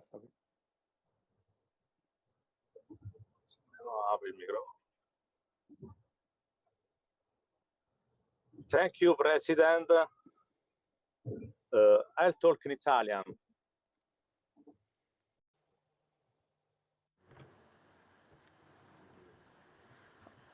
Okay, I hope our interpreters are ready. Yes, we are. Please proceed. Okay, I hope you can all hear me. I'm driving my car, unfortunately. In any case, my greetings to all of you. Here in Italy, we were among the first. We were the first in Italy to have to deal with a pandemic. In any case, we've learned so much from this, and we've been able to identify instruments that might be useful in countering biological attacks. However extended, hopefully this will never happen, of course, and hopefully with our control mechanisms, we'll be able to prevent a scenario of this kind in the future. Notwithstanding what we've been learning, we do have a difficulty. On the one hand, we've managed to produce medical devices and to set up centers, health centers, create vaccines, and so on and so forth. However, in Italy and in other alliance countries, we've seen that a large segment of the population is a bit mistrustful of the work of the states. And also with regard to vaccines, there is a bit of reluctance. So there are people in the West who don't trust their states and who don't trust, therefore, their governments. Now, this isn't a problem that has to do only with biological threats. But when it's a question of dealing with an emergency, of acting swiftly, at times this may negatively impact the response of the alliance. So I do wish to thank the speaker for her excellent report. So I'm wondering if you might not like to include in your report a proposal in order to increase the awareness of our populations, to raise their awareness, and to see whether we can boost their trust in our governments. We have to explain to them exactly what these threats are, and we have to explain that the COVID-19 pandemic is not the worst risk that we've had to face and that we are still facing. There may be some that are even worse than COVID. Hopefully this will never happen, of course. In any case, we have to speak about this in schools and universities. We need outreach. We need to get that information out there because we can't have so many people in our population that don't trust their governments, and they even deny the existence of the pandemic sometimes. And they don't appreciate the huge effort that has been made in order to strike a balance between our economic needs and our security needs. Thank you very much for giving me the opportunity to speak. Thank you. Can we now go to Cheryl, I think, is it, from Canada? Yes, it is. Yeah.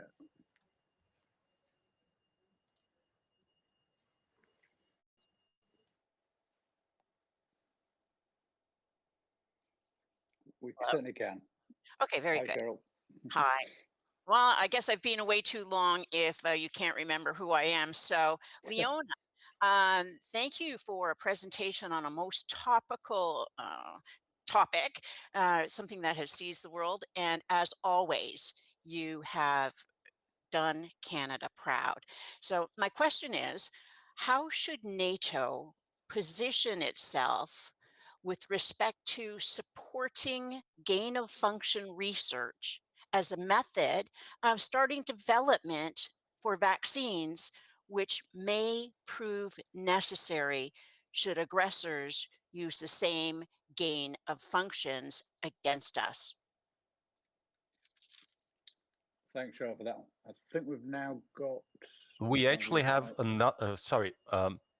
We also Andrea, have Andrea Varga down from Andrea. Hungary, who has just joined us. Andrea, would you like to take the floor, please?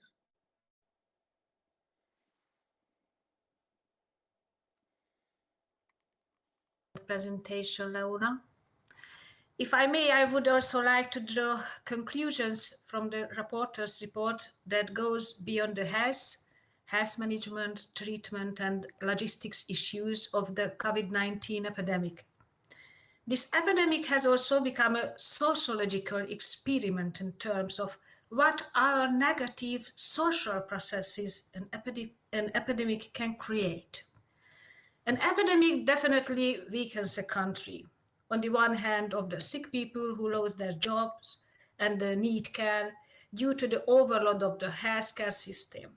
On the other hand, as a result of radical interventions in life management to the forced adaptation of healthy people. The possibility of access to cure to eradicate the disease to avoid the epidemic in the future can cause conflicts in societies, which can also lead to the disintegration of individual societies.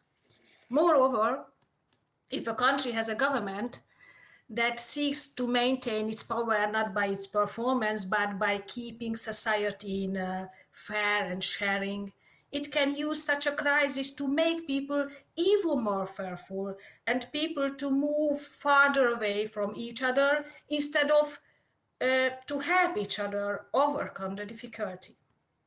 When a biological weapon is used against a country that causes mass illness, either fast or slow, in addition to the tasks of healthcare and the replacement of people who fall out of the system, emphasis must be placed on how to maintain peace in society and avoid that leaders use the crisis to assert their own self-interest.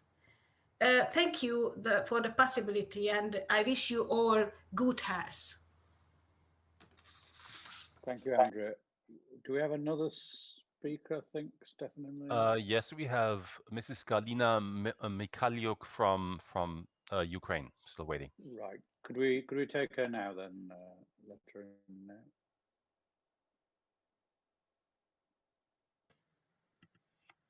Welcome. Yeah. Dear colleagues, as the COVID-19 pandemic has indeed shifted the focus of our attention to the type of threats we did not expect to face globally. Therefore, a more detailed investigation in the emerging and disruptive technologies, including biotechnology, by the politicians and other stakeholders in the security realm is nothing less but vital.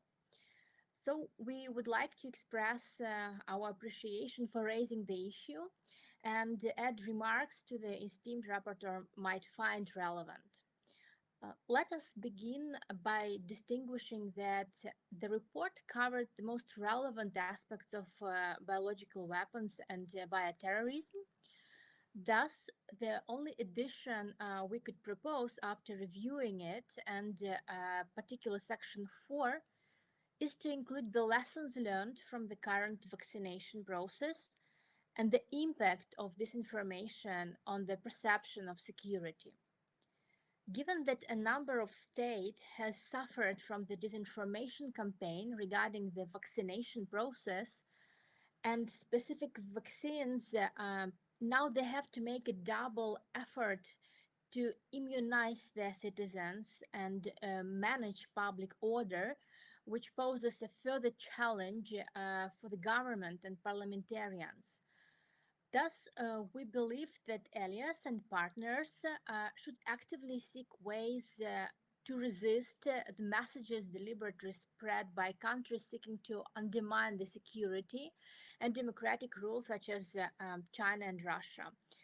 Furthermore, we suggest that due recognition and collective response by allied and partner nations be ensured in the future in the case of use of biological and chemical weapons by the regimes against their opponents. Finally, we welcome the willingness of the allies to cooperate with partner nations in the exchange of experiences in the field of biological weapons, as stated in the conclusion of the report. We would especially appreciate if the ways and means to deepen this cooperation would be further specified. The exchange of information and research and the increased engagement within the Science for Peace and Security program can establish a good foundation for the realization of this purpose. Again, I would like to thank you, the colleagues, for the attention, and you, esteemed rapporteur, for this report and your kind consideration of our proposals. Thank you. Thank you, Leona.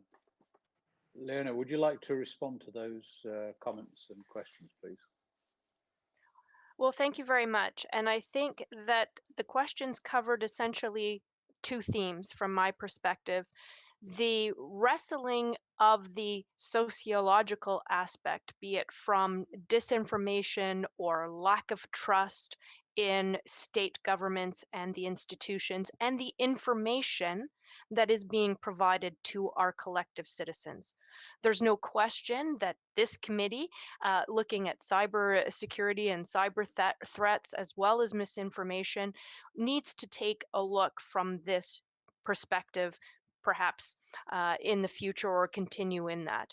And so the pandemic and the biological incident that we have faced deals with disinformation and trust on the one side, as well as the healthcare response, be it vaccines or immunization or just personal protective equipment, and all of those challenges with it.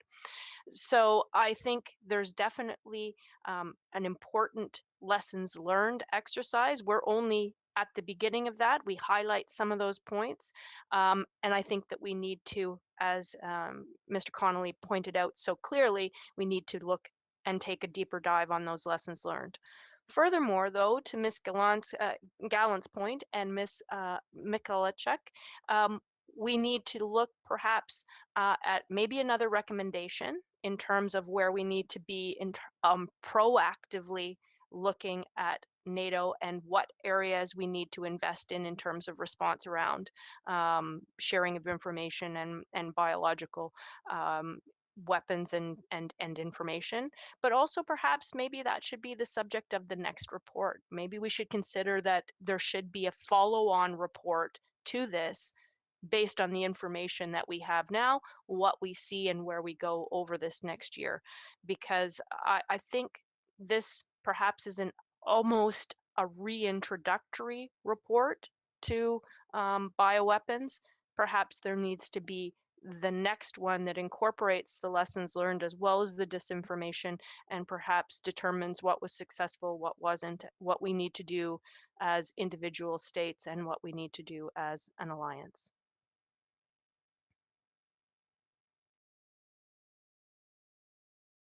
COVID, there'll be a number of themes, and I think certainly the one around disinformation is an important one that we can perhaps look at for future reports, or even some just incorporating in some of the work we're doing.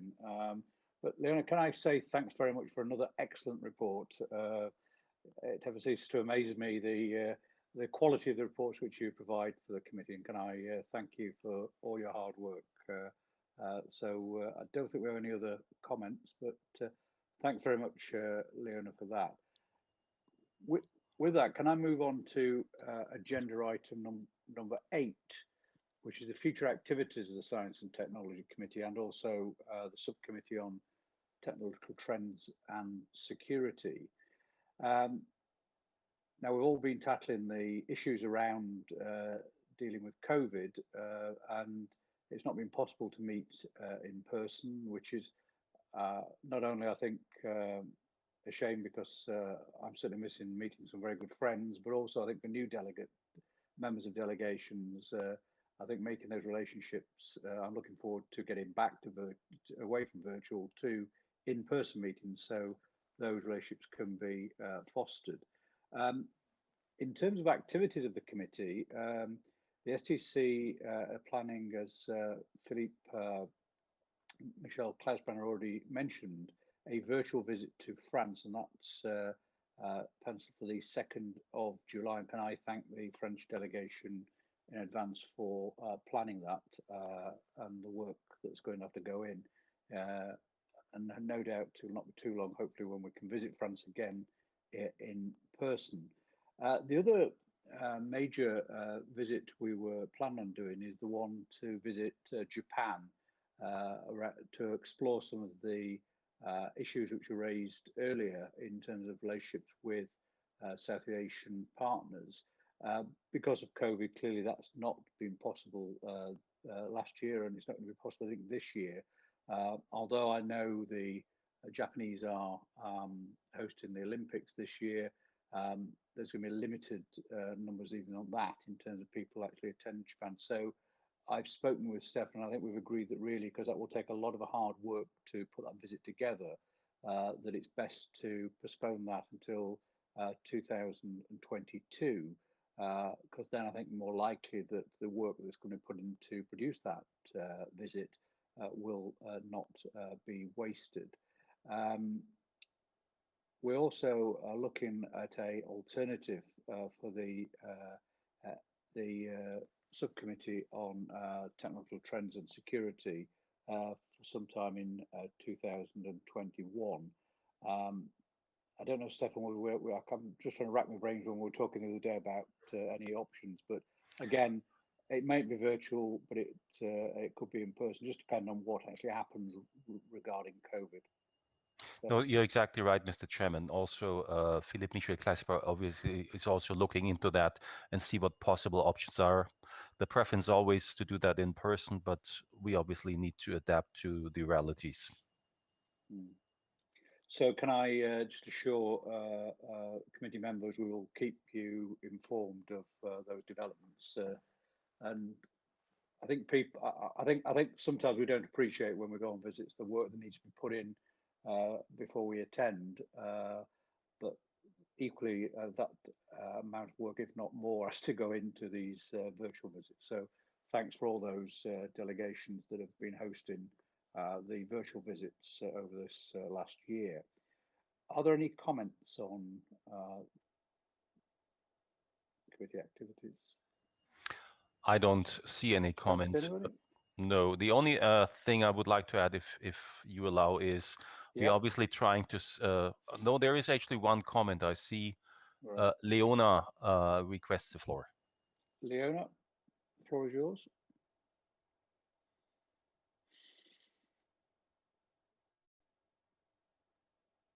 I don't know if it's possible, but I thought that I would just suggest, because I thought that Ms. Ghani, in the opening of her remarks, made kind of an interesting point, talking about how authors and the fiction and the imagination requires or can provide insight into what we're studying.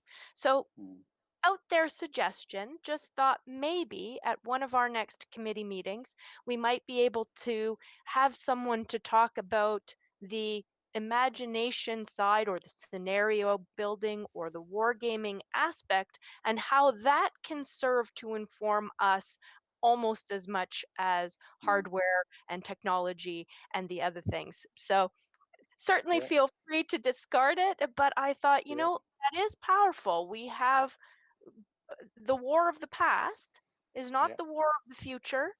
Threats are emerging, and sometimes it's imagination that shapes those new and emerging threats as much as technology, and perhaps we should take a moment to inform ourselves on that front as well. Thank you. I think it's a very interesting point. And many years ago, being an avid reader of Arthur C. Clarke's books, he predicted quite a lot, or made us think about the future. But yeah, it's a good idea. So if there are no other, have we got any more comments, Stefan? Nobody waiting? No, I don't see any more comments. Right. We're now drawing to the end of our session today, and can I go on to about 9, which is any other business? There is an issue in terms of the committee. We have 3 vice chairs of the Science and Technology Committee, and after the retirement of Susan Davis, there is no currently US member of the delegation as a committee officer. We all got to know Susan very well, and she was an excellent contributor and an active member of this committee. So what I'm going to suggest is that the new delegation from the US has now been established, and what I would be suggesting is welcoming Dr. Dina Titus onto the Science and Technology Committee, and as she has I think an extensive background is a professor at the University of Las Vegas, that internationally known in terms of issues related to nuclear weapons, nuclear waste, that we would appoint her as the interim vice chair of the committee till the annual session. Then the annual session will have to obviously elect and re-elect our if I don't know whether Dr. Titus is actually on the call. Stefan, is she? No. Yes, we have a speaking request, and that is right. from Dr. Titus. Yes. Titus. Could you give the floor to? I would be honored to serve in that position. And today was my first meeting, and I learned quite a bit and got a sense of some of the personalities of the members. So I look forward to seeing you all in person, and will certainly do my homework and work on the topics for our next meeting. Thank you very much. No, you'd be very, very welcome. It looks very sunny there compared to it's the grey day and rainy it is in England at the moment. So can I get can the committee agree to that suggestion? There is no comment, so I think everybody agrees. Agree to that. Welcome, and thank you for that. Finally, this is Stefan doing imaginative work as usual. Stefan, I'll tell you what, can I just hand it over to you just to talk this project through in terms of how we're going to take this next project forward in terms of the pilot project relating to our committee. Yes, of course, Mr. President. In the context of one of the reports that Leona Alislev's report, to be more precise, for the spring session, we encountered in the research, we encountered a contact at the Johns Hopkins University in the United States, and more precisely, the Whiting School for Engineering. They have done cooperative work with NATO, and out of that, and they basically meaning their students. And I've been in contact, following up on that, with NATO. So what we are considering trying is actually do a pilot project with students, where students from that university, and they cooperate with other student universities such as the Imperial College in London, for example, but also with 2 other universities in Europe, that they would work on a project, a science technology project, which is related, in fact, to the work of that committee. And they would include that in their curriculum. So at the beginning of the semester, we would inform them, we would give them 3 tasks they could work on, and they would pick up a topic, and after at the end of their semester, they would present a paper to officers or the committee as a whole. The idea behind that is, this is in essence actually a follow-up of the Assembly's working group on education information about NATO. And the advantage of that is also, obviously, it makes young people interested in NATO, that they learn about NATO, what NATO does, what its roles are. But it also contributes to the work of the committee and the assembly overall. And this is a pilot project for now.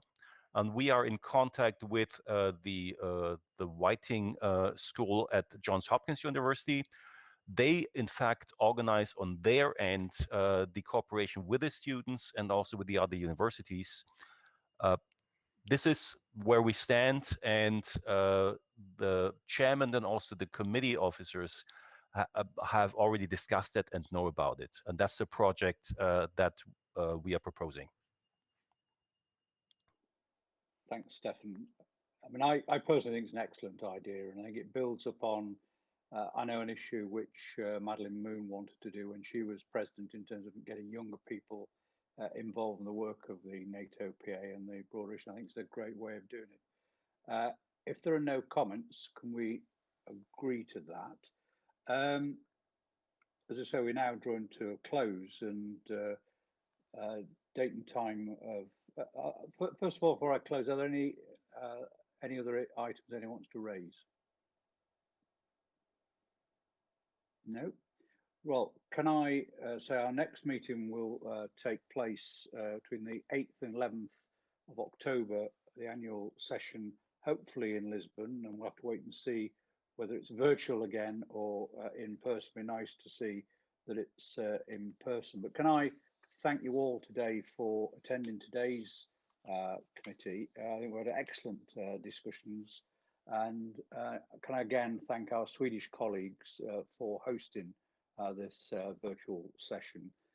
Also thank the people, I've got to say, I always have huge admiration for, and that's the interpreters, in terms of being able to follow not just the proceedings, but also I think it's even harder, I think, in terms of virtual sessions. So a big thank you to them. And can I thank on your behalf the NATO PA staff, particularly our also research assistants Jacob, Ross and Sophie Mason. And he never puts it in my notes, but also a big thank you for Stefan for all the hard work that he does behind the scenes. He's a little bit like a swan that moves across the lake very serenely, but his feet are clearly moving very fast under the water. But he's does a great job at it. So with that, can I say I can now adjourn the session and wish everyone a enjoyable rest of the weekend, but also hope people stay safe and take care in these very difficult times for everyone. Thank you very much.